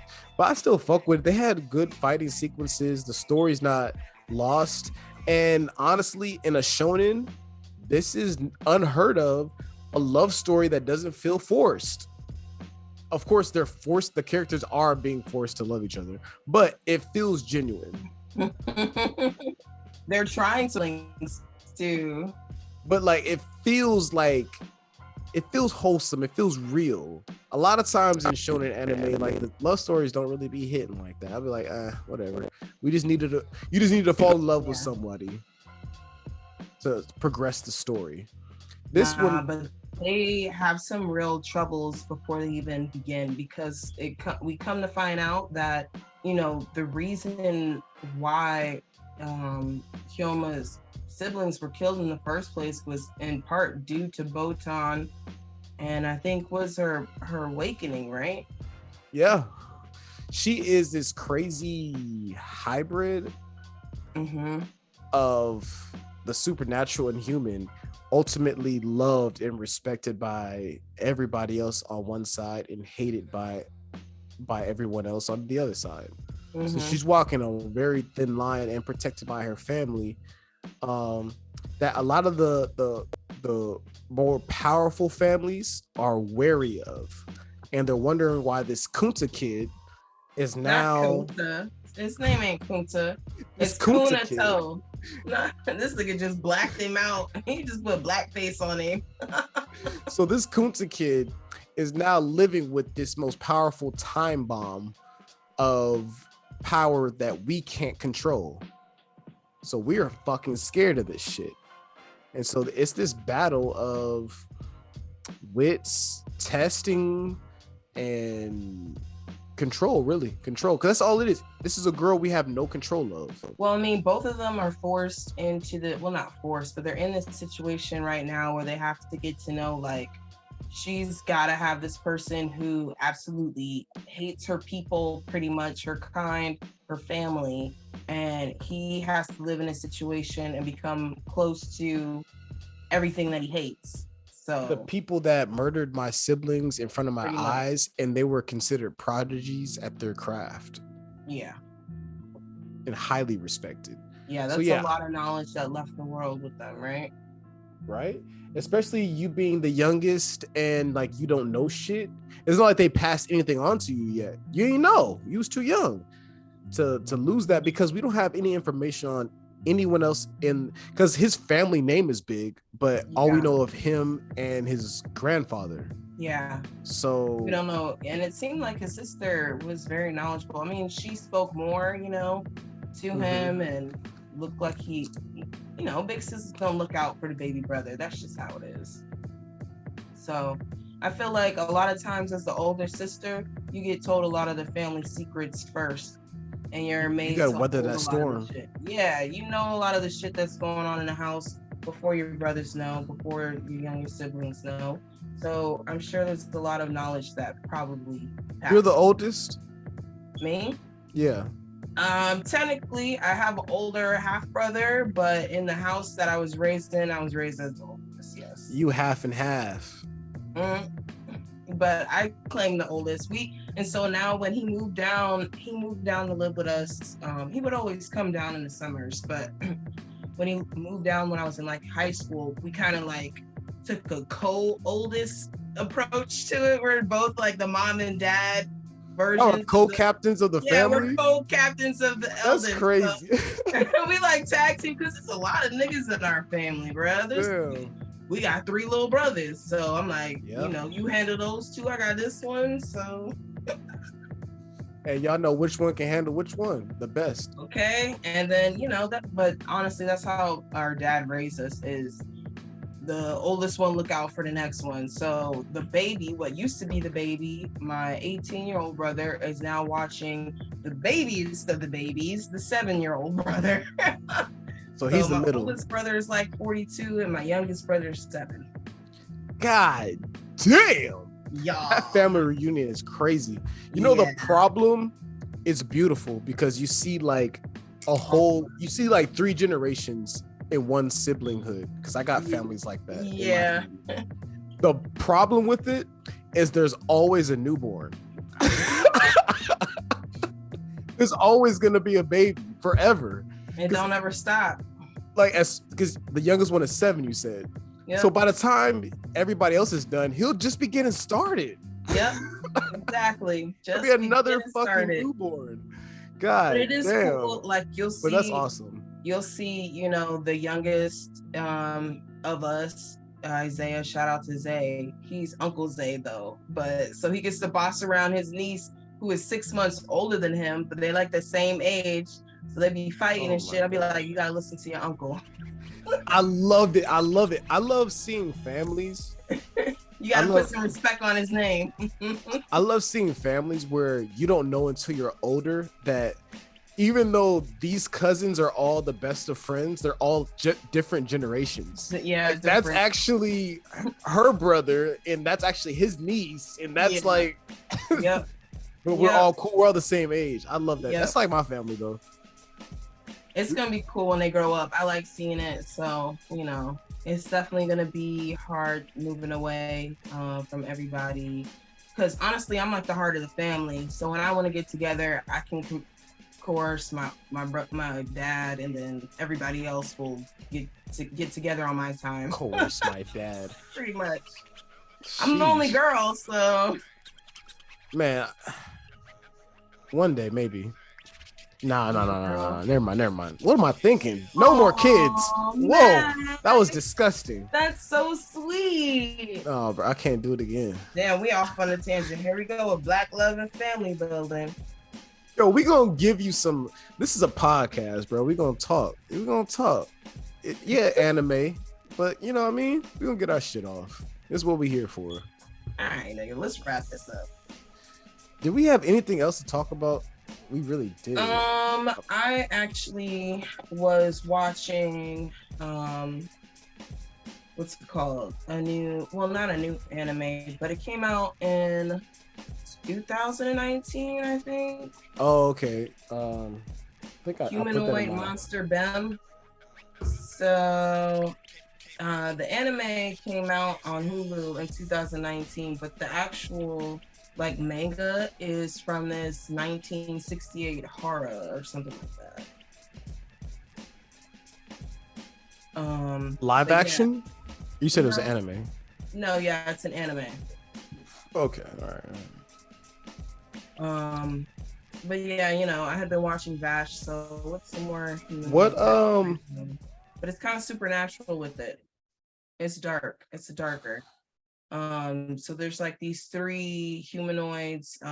They're called Alpha, Beta, and Gamma, and they were promised they would be able to turn into real humans if they try to get close and act like humans or protect them or some shit like that. They got all these supernatural powers, but they're also hunted as well. So it's like a double-edged sword. Well, that sucks. Yeah. How many episodes do we got in this? How many seasons? What am I looking at? It's on Hulu. I hate Hulu because I don't pay for the premium, so I have commercials. Okay. Actually, Well, there are 12 episodes out. That's the first season, and they also have it fully dubbed as well. And really what I love about this anime is, of course, the soundtrack. The soundtrack is fucking fire. I love the jazzy shit, and they're whoever the bass player is that they have for this anime, he is going to town. You need to pay this man all of his coin. Is it blues? Yes. Like, it is jazzy, but it's also lo-fi kind of hip hop with it. I feel like it's definitely jazzy, but I feel like you can use, like, you need to just take all of the background of the soundtrack and make it our background, like the vibes. Okay. Those I mean, that's definitely possible. We'll see what's up with that. Yeah. So I will definitely play their opening next week. Next week. So yeah, because she stole mine. Get into it a little bit. Whatever. Anyways, there were so many good ones that came out. If you were gonna fight over it, then I was gonna give you that one. Just go with Vinland anyway. So it was gonna be these. It was definitely gonna be these two. It was always gonna be. But you know what? It was always gonna be these two. Another Hulu anime. Hulu has a good streak. Hulu has a good streak because it has summertime rendering, and they got some shit if you go looking. Yeah. They got this one. To go watch. Yeah. It's a new anime. It's called Heavenly Delusion. You cannot find it by typing Heavenly Delusion. You have to type it by its Japanese name, which is Tengoku. Just type in Tengoku. Tengoku Tami. Hold on. Hold on. Oh, my bad. Damn, my shit refreshed. Daimakyou. Don't you hate when your apps refresh? Tengoku Daimakyou. No, but Hulu and Crunchyroll be known to do that bullshit. They'll because you know what? This came out on Saturday, and I heard about it, and niggas said it was gonna be crazy. So I literally was looking for it every day, and then one day I just like looked it up by the Japanese name. I was like, oh, it's been here for the last fucking week. Ta-da! Yeah, the next episode airs on the 8th, and the following one on the 15th. Yeah, we're gonna be in there. I think this one is going to be one of them. The animation's super clean, super pure. It's like the movie. It is nice. Yeah, that they had one action it's scene. Still drawings though. It's still it's not CGI. You know what I mean? Yes. They drew this by hand. It's like, so let's give a backstory into this. It's like we don't know what happened, but we are in a seemingly post-apocalyptic environment. Yeah, it's a bit of a mix between was it Boshi, the mushroom niggas, and Neverland Promised Land, or wow. Good connection. So we do have seemingly a school of children living in this sanctuary. They're all wearing the same uniforms. It looks all clean, pure, and they're basically living outside the real world. The real world is where we get our two main characters. Our two main characters are just a girl and a boy. Kiriko is a boy. Wait, no. Kiriko is a girl, and Maru is the boy. And so they're just traveling from house to house, place to place, trying to find a place called what? Heaven, right? Heaven. She's his bodyguard. Which is crazy as fuck, because in that fight scene, he didn't need no bodyguard. So not at all. Not at all. Not at all. She was chilling, and then she fired off that little ray gun. I was like, "Oh, hold up, this is a whole different anime." I was kind of confused when she was like, when she was like run, and then she just like ran up and climbed up the side of the fence. I was like, "What is you doing? They gonna pull you down off? Like, what is you doing? Yeah, what's going on?" But I did peep her sidearm. I did peep she had a gun on her. I didn't think it was a fucking laser gun. I mean, she must have borrowed that runs on AA batteries. She borrowed that shit from Kaina. It's basically the same shit. Right? Actually, kindness might be harder. It might be because he can cut down Yeah. big ass trees and He had a whole Star Wars hyper beam cannon. But yeah, she pulled the blicky out. so She didn't only know it was one gonna work. and didn't even know it was gonna work. Yeah, so they're going through the town, like Max said, looking for food, looking for water and shit like that. They're going through people's houses. They come in. All these houses are empty, broken They're down. abandoning everything For years. Yeah, because there's starvation and famine that was happening. So they actually break into this house that looks like it's been untouched, and they're going through the house, everything like that, picking up what they can take, what's useful to them, toothbrush or whatever. And then they get upstairs and see a couple that died together in bed holding their hand. And she was like, well, you know, there's no food in this house if they died here. You know what I mean? Yeah, they died like that. Yeah, it was over with. And so you can tell they've been there for at least a good 5 years at least. And it's very important. I think this is going to be a reoccurring thing that they talk about. In the scene right before they start the fight scene, they said, oh, they're from the newer generation. They don't care about life or something like that.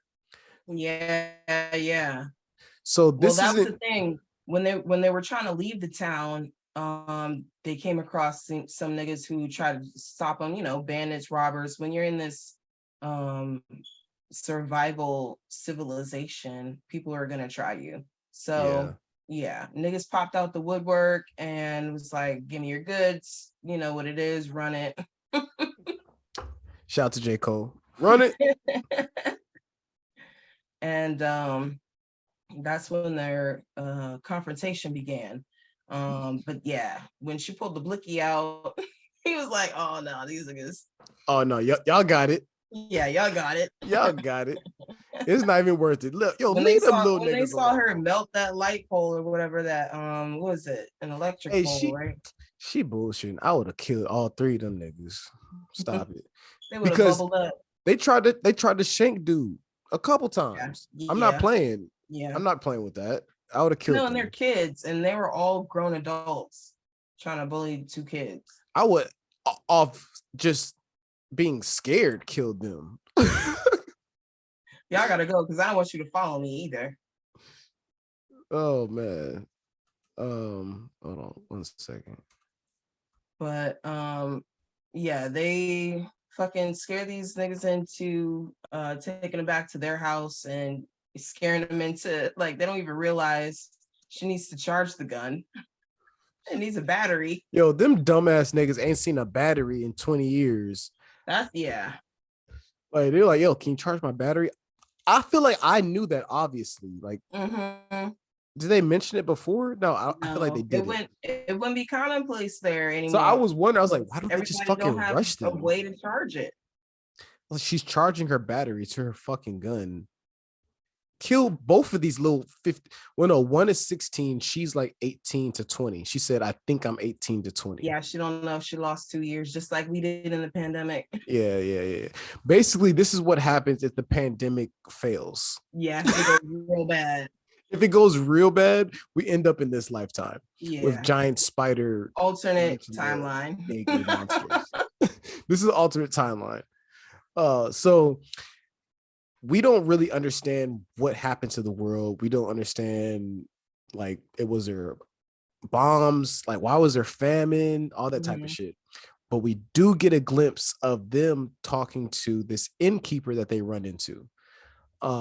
And during this interaction with innkeeper, they bring up, oh, have you seen these monsters at night? Whatever. And she gets shooketh. Like, yeah, instant. she does. She was cooking dinner and everything was all smooth, you know.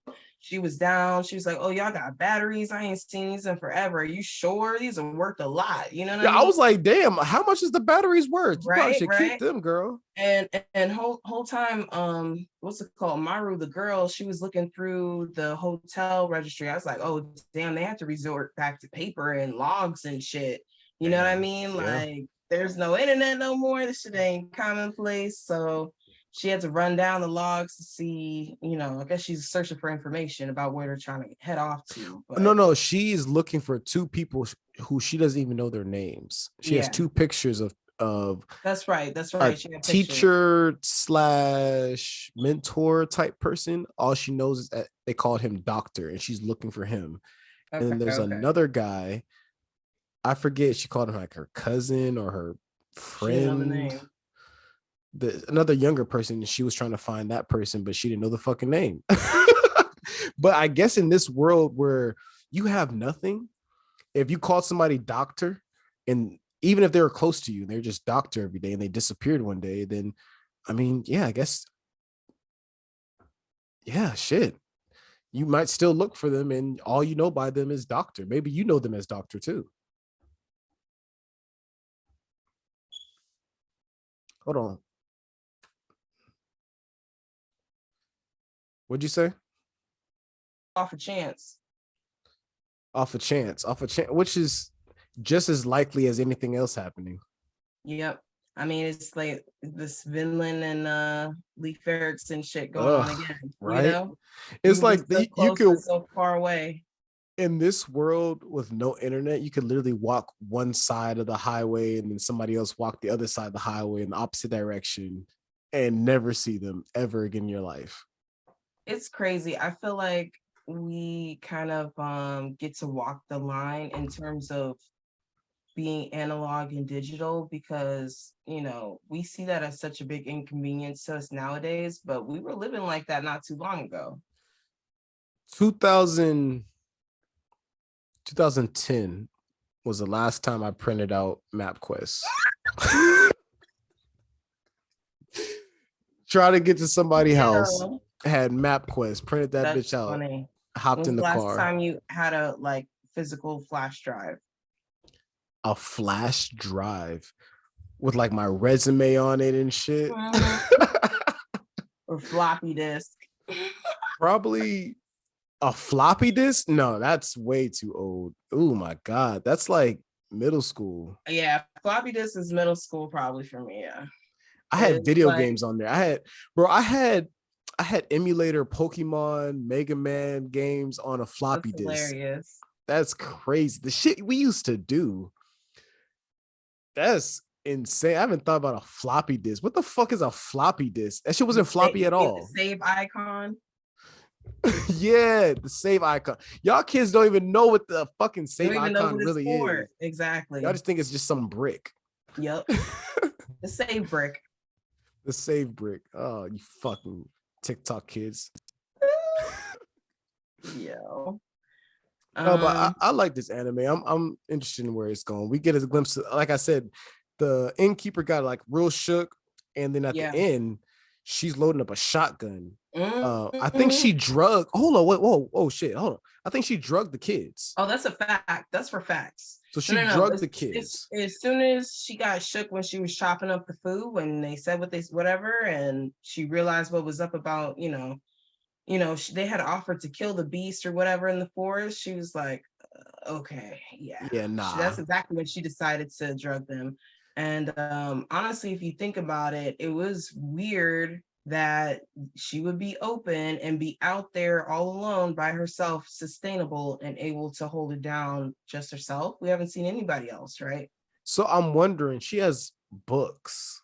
So how often are people coming through this house and finding this house? And then now, so at the night, we see her loading up a shotgun, and then her being super scared. The kids are drugged in their sleep. She's being super scared, and right outside the window is the fucking beast. So is she about to fight this beast? One. So do the beasts just run up in your house? I don't think so. Why isn't this inn fortified if that's the case? If other people are coming through. Yeah, it was pretty open. Exactly. It was pretty open. Yeah. If other people are coming through all willy-nilly, it's just like you can just ring the doorbell even though there's no people within miles. They just walked up in the house and we're like waiting for her to show up. Remember? It's really fucking weird because if this dangerous, because she's in cahoots with the fucking beast, she's not afraid of it. But she loaded up a shotgun and she had visible sweat. I think she's more afraid of the kids than she is the beast. I think she's Is she protecting it? I feel that. Or okay, so we don't know anything about the manga, novels, whatever. Nope. Okay, what if she drugged them and she takes people that come to the inn and gives them her food? That part too. She's definitely a co-conspirator in some way. I'm not gonna say she is just yet, but it is very possible. Nah, it's for facts. When you start drugging niggas, why did she drug them? No, Mac. Just the fact that what if it was to save them? But listen, right before they just had an encounter with all those old guys, and the old guys were so shocked to see a woman, right? They were super shocked. That's crazy. They were super shocked to see a woman out there on the streets, which tells you it's not safe for women out here on these streets.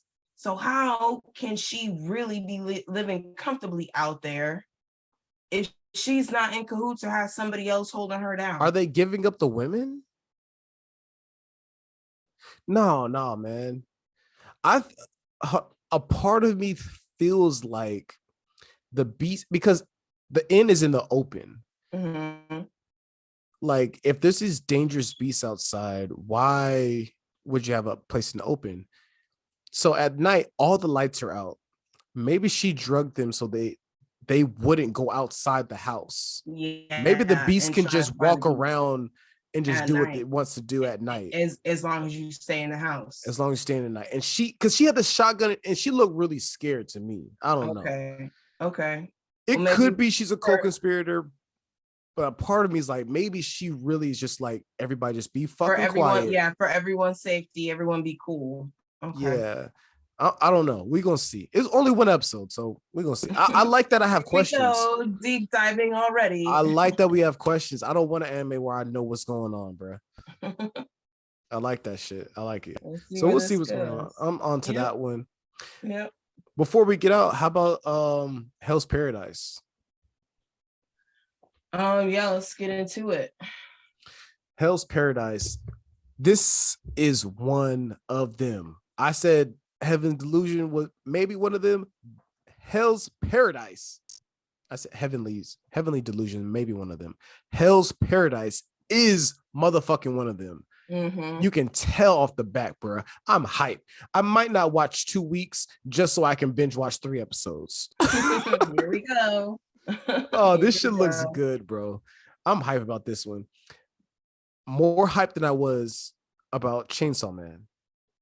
Really? You think? Really? This first episode just feels. I love ninja. I love shinobis. I love villages. I like this real world aspect of it. Okay. That he's an ex ninja trying to escape. Or no. Well, he's a framed. He's a framed ninja. You know what I mean? He wasn't even trying to leave, but they trying to kill him. On death row.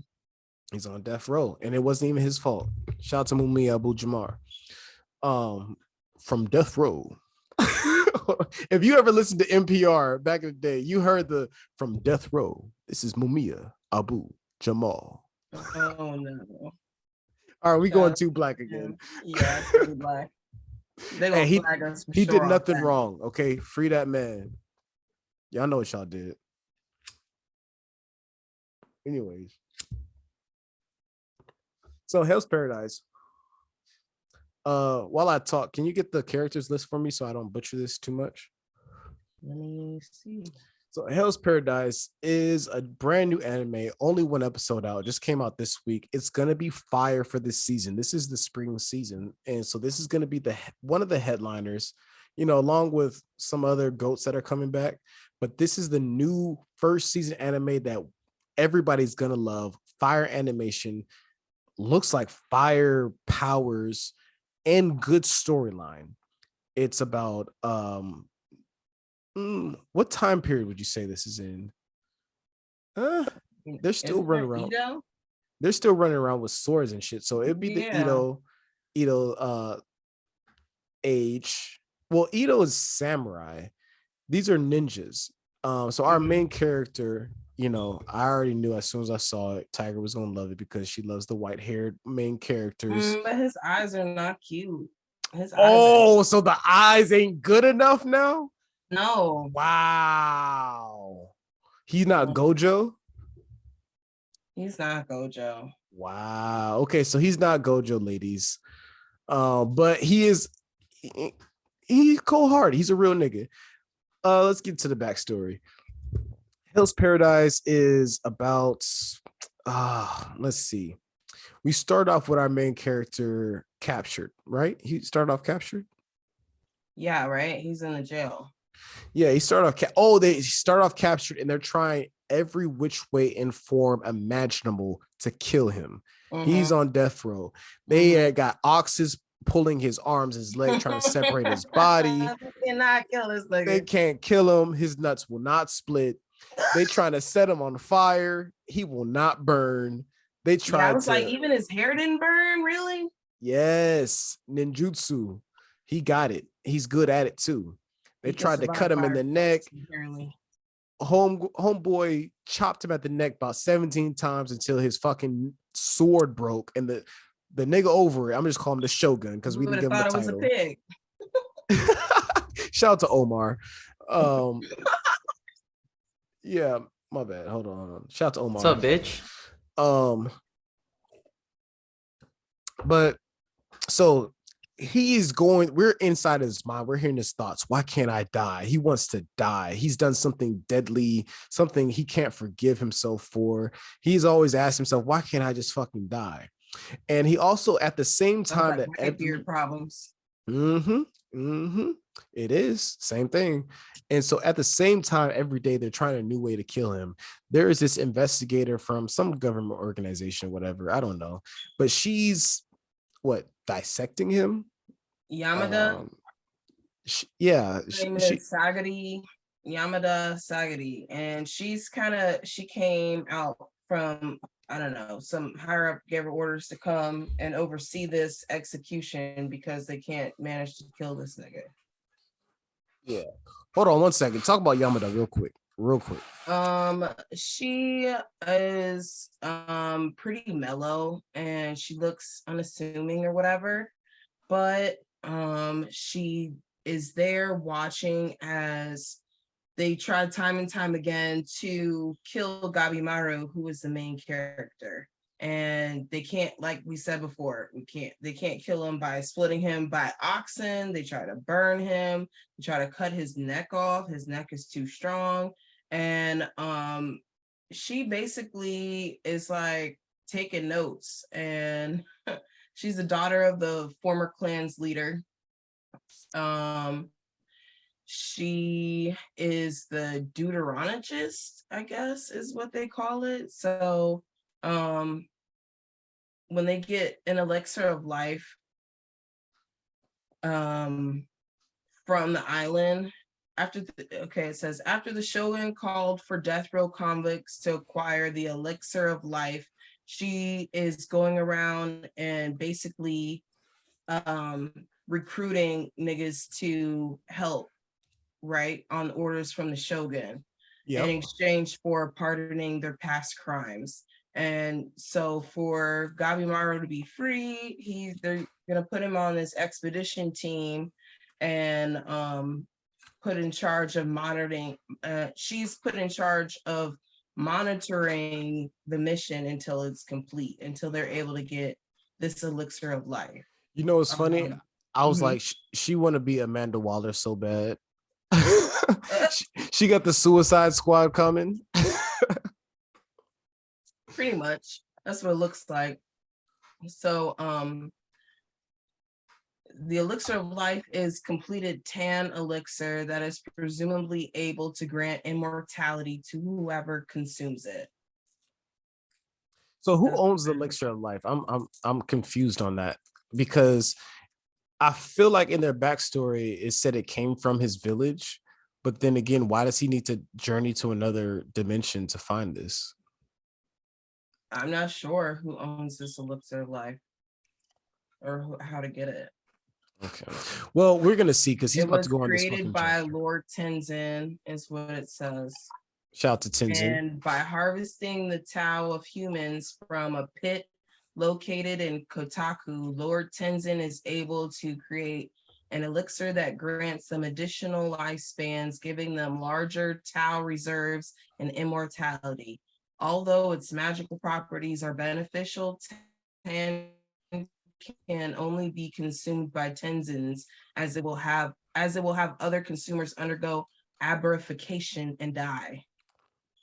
So we're going to So- see people take this elixir, go through this abrogation. Most of them will die, and some of them will get some crazy powers.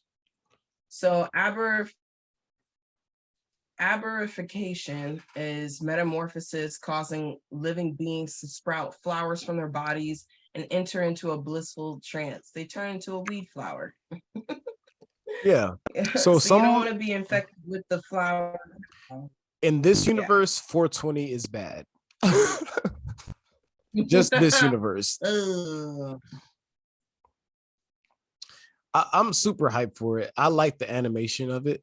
One thing I did want to point out is I saw someone speaking about this like a week before it came out, and they were asking, they're wondering how they would animate like the powers and shit like that.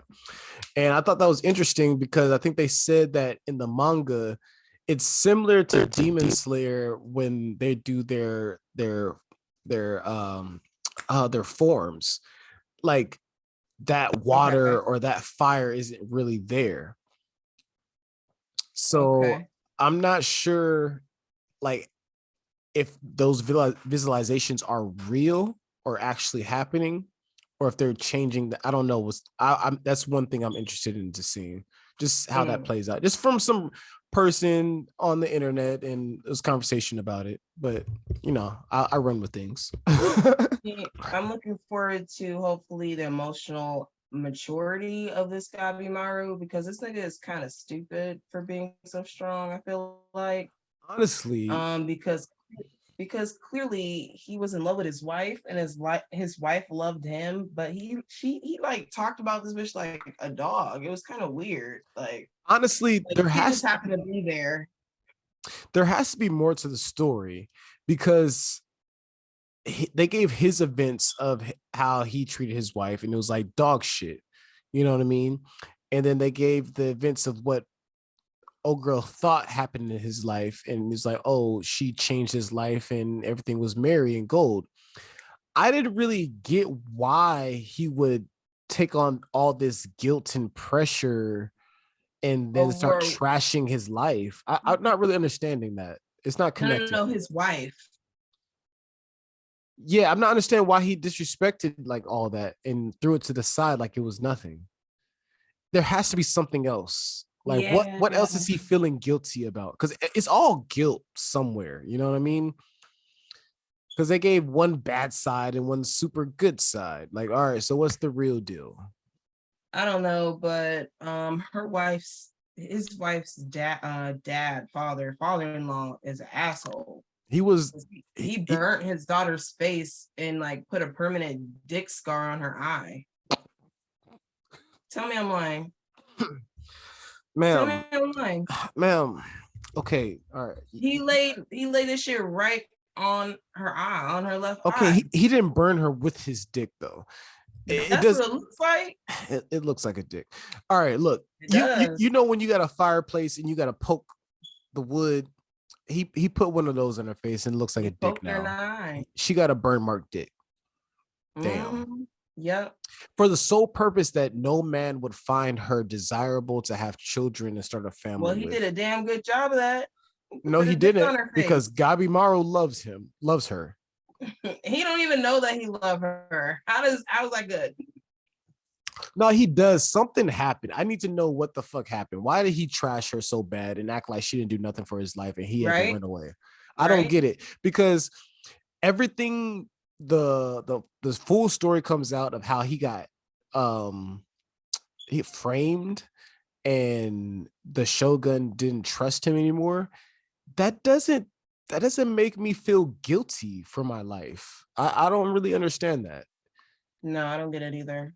there's definitely a lot more that has to be unpacked here. So definitely excited to get into that. Yeah, we'll see. And it has a fire opening, so I mean, why could you go wrong with it? Yeah, I see people really hype about this dark fantasy, so it's good to see a little change because there's a lot of the same kind of isekai out there. So Speaking of isekai, I hate the name Gabimaru because that's the name of the lizard prince in That Time I Got Reincarnated as a Slime. okay. I hate that name I mean, so I feel like much. there's always a Negamaru in Naruto. So. But I feel like as an MC, you gotta have a cool name. Yeah, Gabimaru is definitely like basic when it comes to That's side character material. I'm sorry. Yeah, it is. It's Yeah. giving side character. It is giving side character. Sorry. They have like green or blue hair, you know. Yeah, like memorable, but not Gabimaru being the strongest nigga with white hair. No. Mm. Can we call him Gabi? Nah. And then no, his nickname is Gabby. Fuck that bitch. No, we'll call him Gabi. It's not working for me. Maybe Maru. They could have picked so many things. They could have picked Mike. Mike would have been better than Gabimaru. What the fuck? Anybody. But man, I think it's time we get up out of here with some tunes. Oh yeah, listeners, y'all in for a treat tomorrow. I said tomorrow like y'all getting this tomorrow. Last week, 3 hours. Not today, son. Yeah, no, we out of here. Yo, so like Thaiger motherfucking said, put your motherfucking hands in the air. Oh shit, hold on, here we go. Hell's Paradise opening 1. Yeah.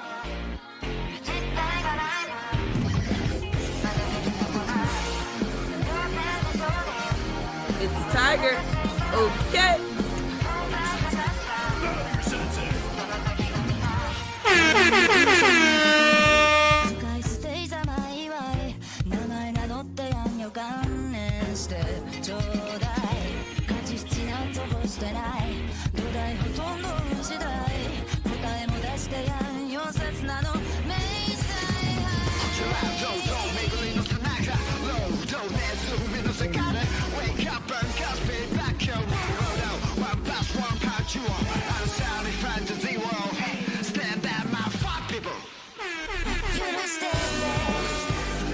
This is a certified hood classic.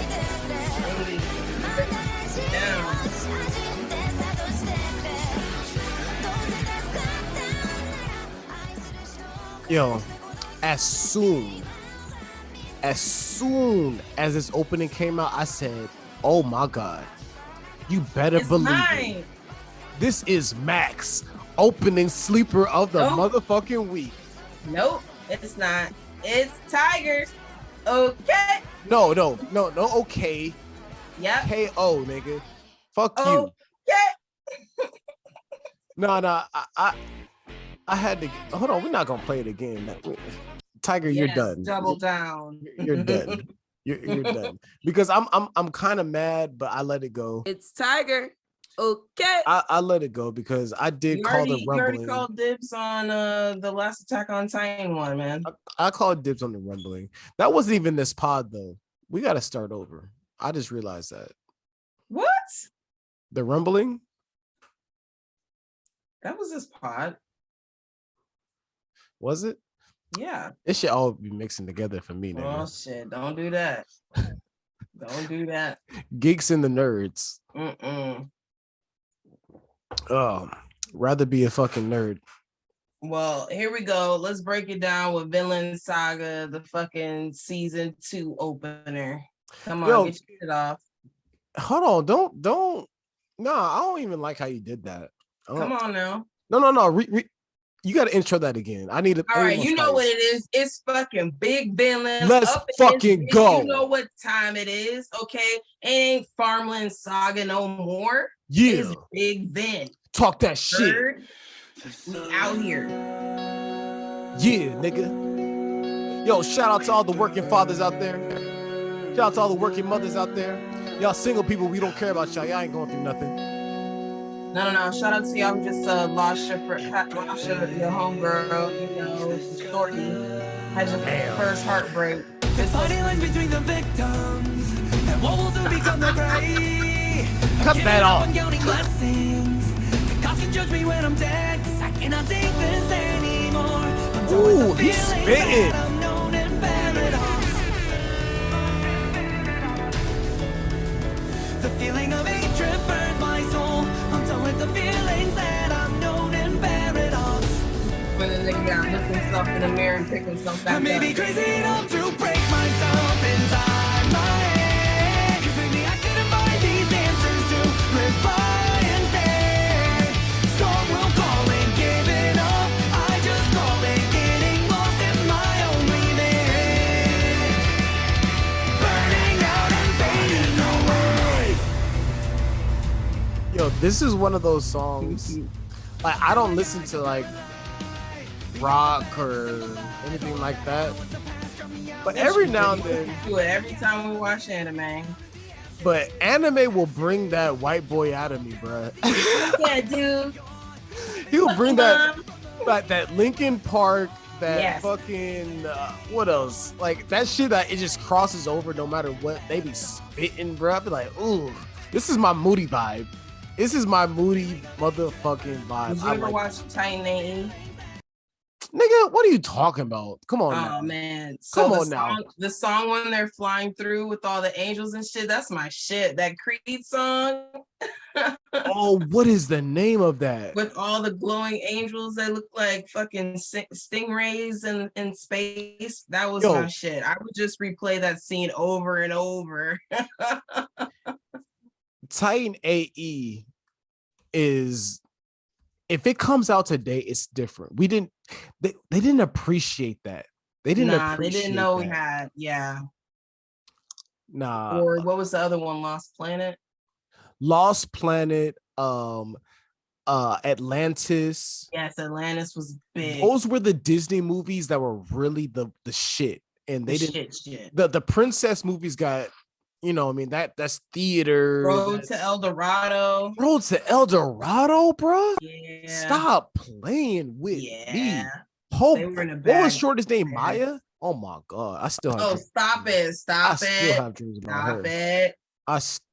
Oh my. Stop it. Hold on. How they say it? Ew, this nigga's just. Tie that Ew. ass up. I can't even bro. Booty hole, all that. Bro. This is ladies. You and walk gentlemen, around no thong, disturbing. just thigh meat all out, all This red nigga and just growled at the thought tenderized.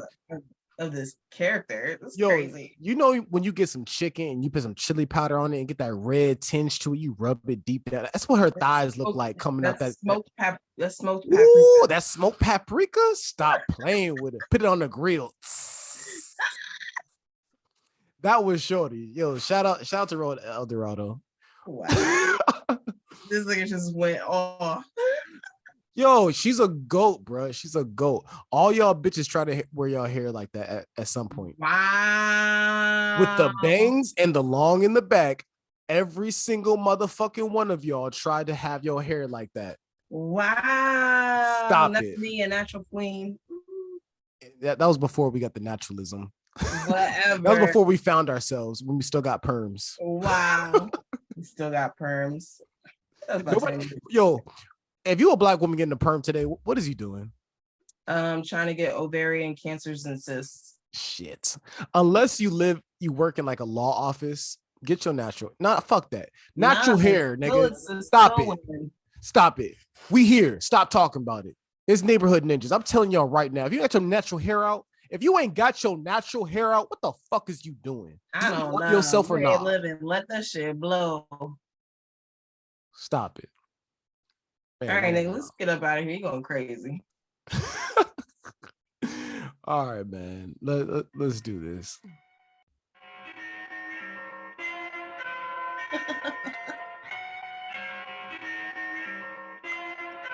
Neighborhood ninjas. This is a certified hood classic.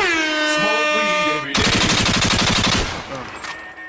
since a young and now we dream of getting rich. Look at me, my nigga, fantasize about a white picket fence. Look at me, Trees, my nigga, used to want a pathfinder with some tents. Yeah, when I was That's all I need, my nigga. Throw some 20s on that bitch and get it rinsed. But now I see, my nigga, that the world's a lot bigger ever since. Picked up the paper and they say my nigga Eddie caught a body, I'm convinced. Anybody is a killer, all you gotta This do is definitely one of Cole's hardest songs. Yeah. When he gets a song that got bass in it, he be like, with the ugly face. Yeah. Same face. Hey, did you check out Dreamville? Over the I saw the Drake set. I saw his little speech for Cole. I saw Run it. hold the fuck up, man. Run it. Run it, hands in the air, now, hands in the air, hands in the air, now, hands in the air.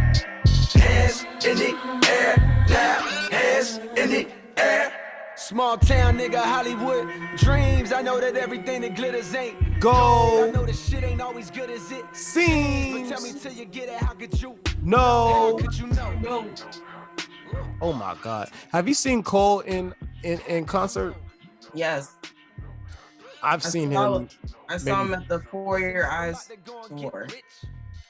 I saw him when he was a newbie before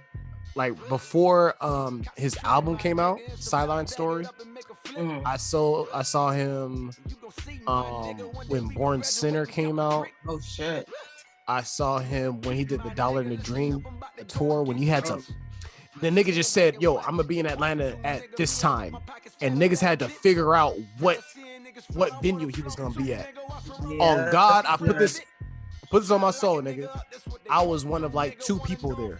I showed up at like 12 o'clock in the afternoon, got the space, and then like maybe 3 hours later, my homeboy pulled up with a tent and a cooler, and we fucking camped out. We was like, I know he gonna be at the loft. He gonna be at the loft.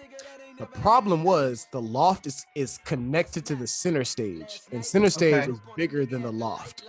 The loft is like on top. And so we in the line for the loft, and then like hours later, nigga, this is like maybe 6 o'clock. All of a sudden, the whole line starts shifting. I'm in the front for the loft.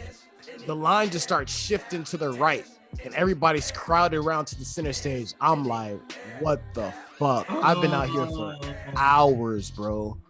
This shit was crazy. Because when I tell you I was the first one there, I literally was.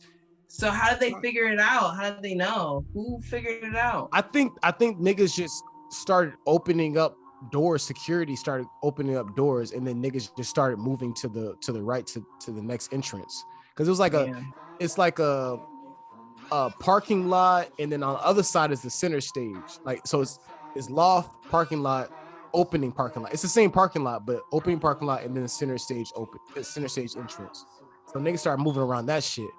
And I'm like, I'm defeated for a second, bro. I was really sick. And at this time, Cole was definitely my favorite artist at the time. I was sick. This is Dollar in a Dream tour, nigga. I was Two-Faced. Yeah, that's crazy. He's the short hair. That's okay. Yeah, that's bro. A different Cole. That's a different Cole. Yeah, man. I love Cole back then. And like, so I was like, you know what? Fuck this shit. We collapsed the tent. I'm like, yo, put that shit in the bushes. I'm about to get this the fuck in there, nigga. Grab my girl by the motherfucking neck. grab my other homeboy, like, no, fuck this. We get into the motherfucking front. We just started bum rushing, just moving, just getting through there, nigga. I'm like, I'm not playing around. I've been here for 2 years. Like, we can fight. Like, I literally almost got in a fight with a nigga, like, probably would have beat my ass. This nigga was big as hell. Like, he had to be playing for the Falcons. Like, he had to be, bro. I'm like, no, we not doing this shit. Ain't no way in hell I've been out here 6 hours. 6 hours, bro. And y'all ain't tell me I can't come to the front over here. Yeah, bro. And I picked the location. It's the same location, just the wrong entrance. Yeah.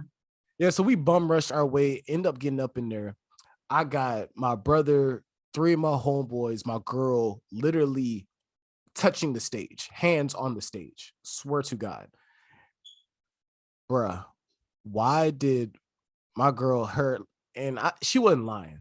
Her legs was weak, bruh. Now I'm like, and she's like, I gotta built for this life. Concert life is a mission. I was Concert life is like you gotta be locked in. You have got to be locked in. You gotta be hydrated. You gotta have the right footwear on. What did you do? You gotta have easy access for quick peeing. Come on. I mean, we have been out there for a minute. I know. I know, and we have been moving. And even when they opened the doors was 6. By the time the show started, it was like 8:39. Yeah. Going it was. I'm like, fuck. Out there. He's out there. So I found a little spot, a little way back, so we got to sit down.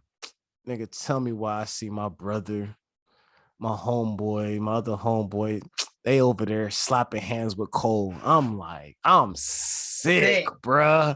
I'm sick. I'm mad. I'm slick tight. Slick tight. That was the opportunity you waited this whole fucking time. And then he brought some nigga on there to rap along a song of his choosing. I'm like, bruh, nah, nigga. I was right there. He did that at the concert I went to as well, but the setup was really dope. He had, like I said, his For Your Eyes Only tour. He had the middle of the entire arena turned into a rink, like a boxing ring almost. Whoa. So he was in the middle of the entire arena and everybody was around him. So it was like nobody had a bad seat because he was in the middle and he was entertaining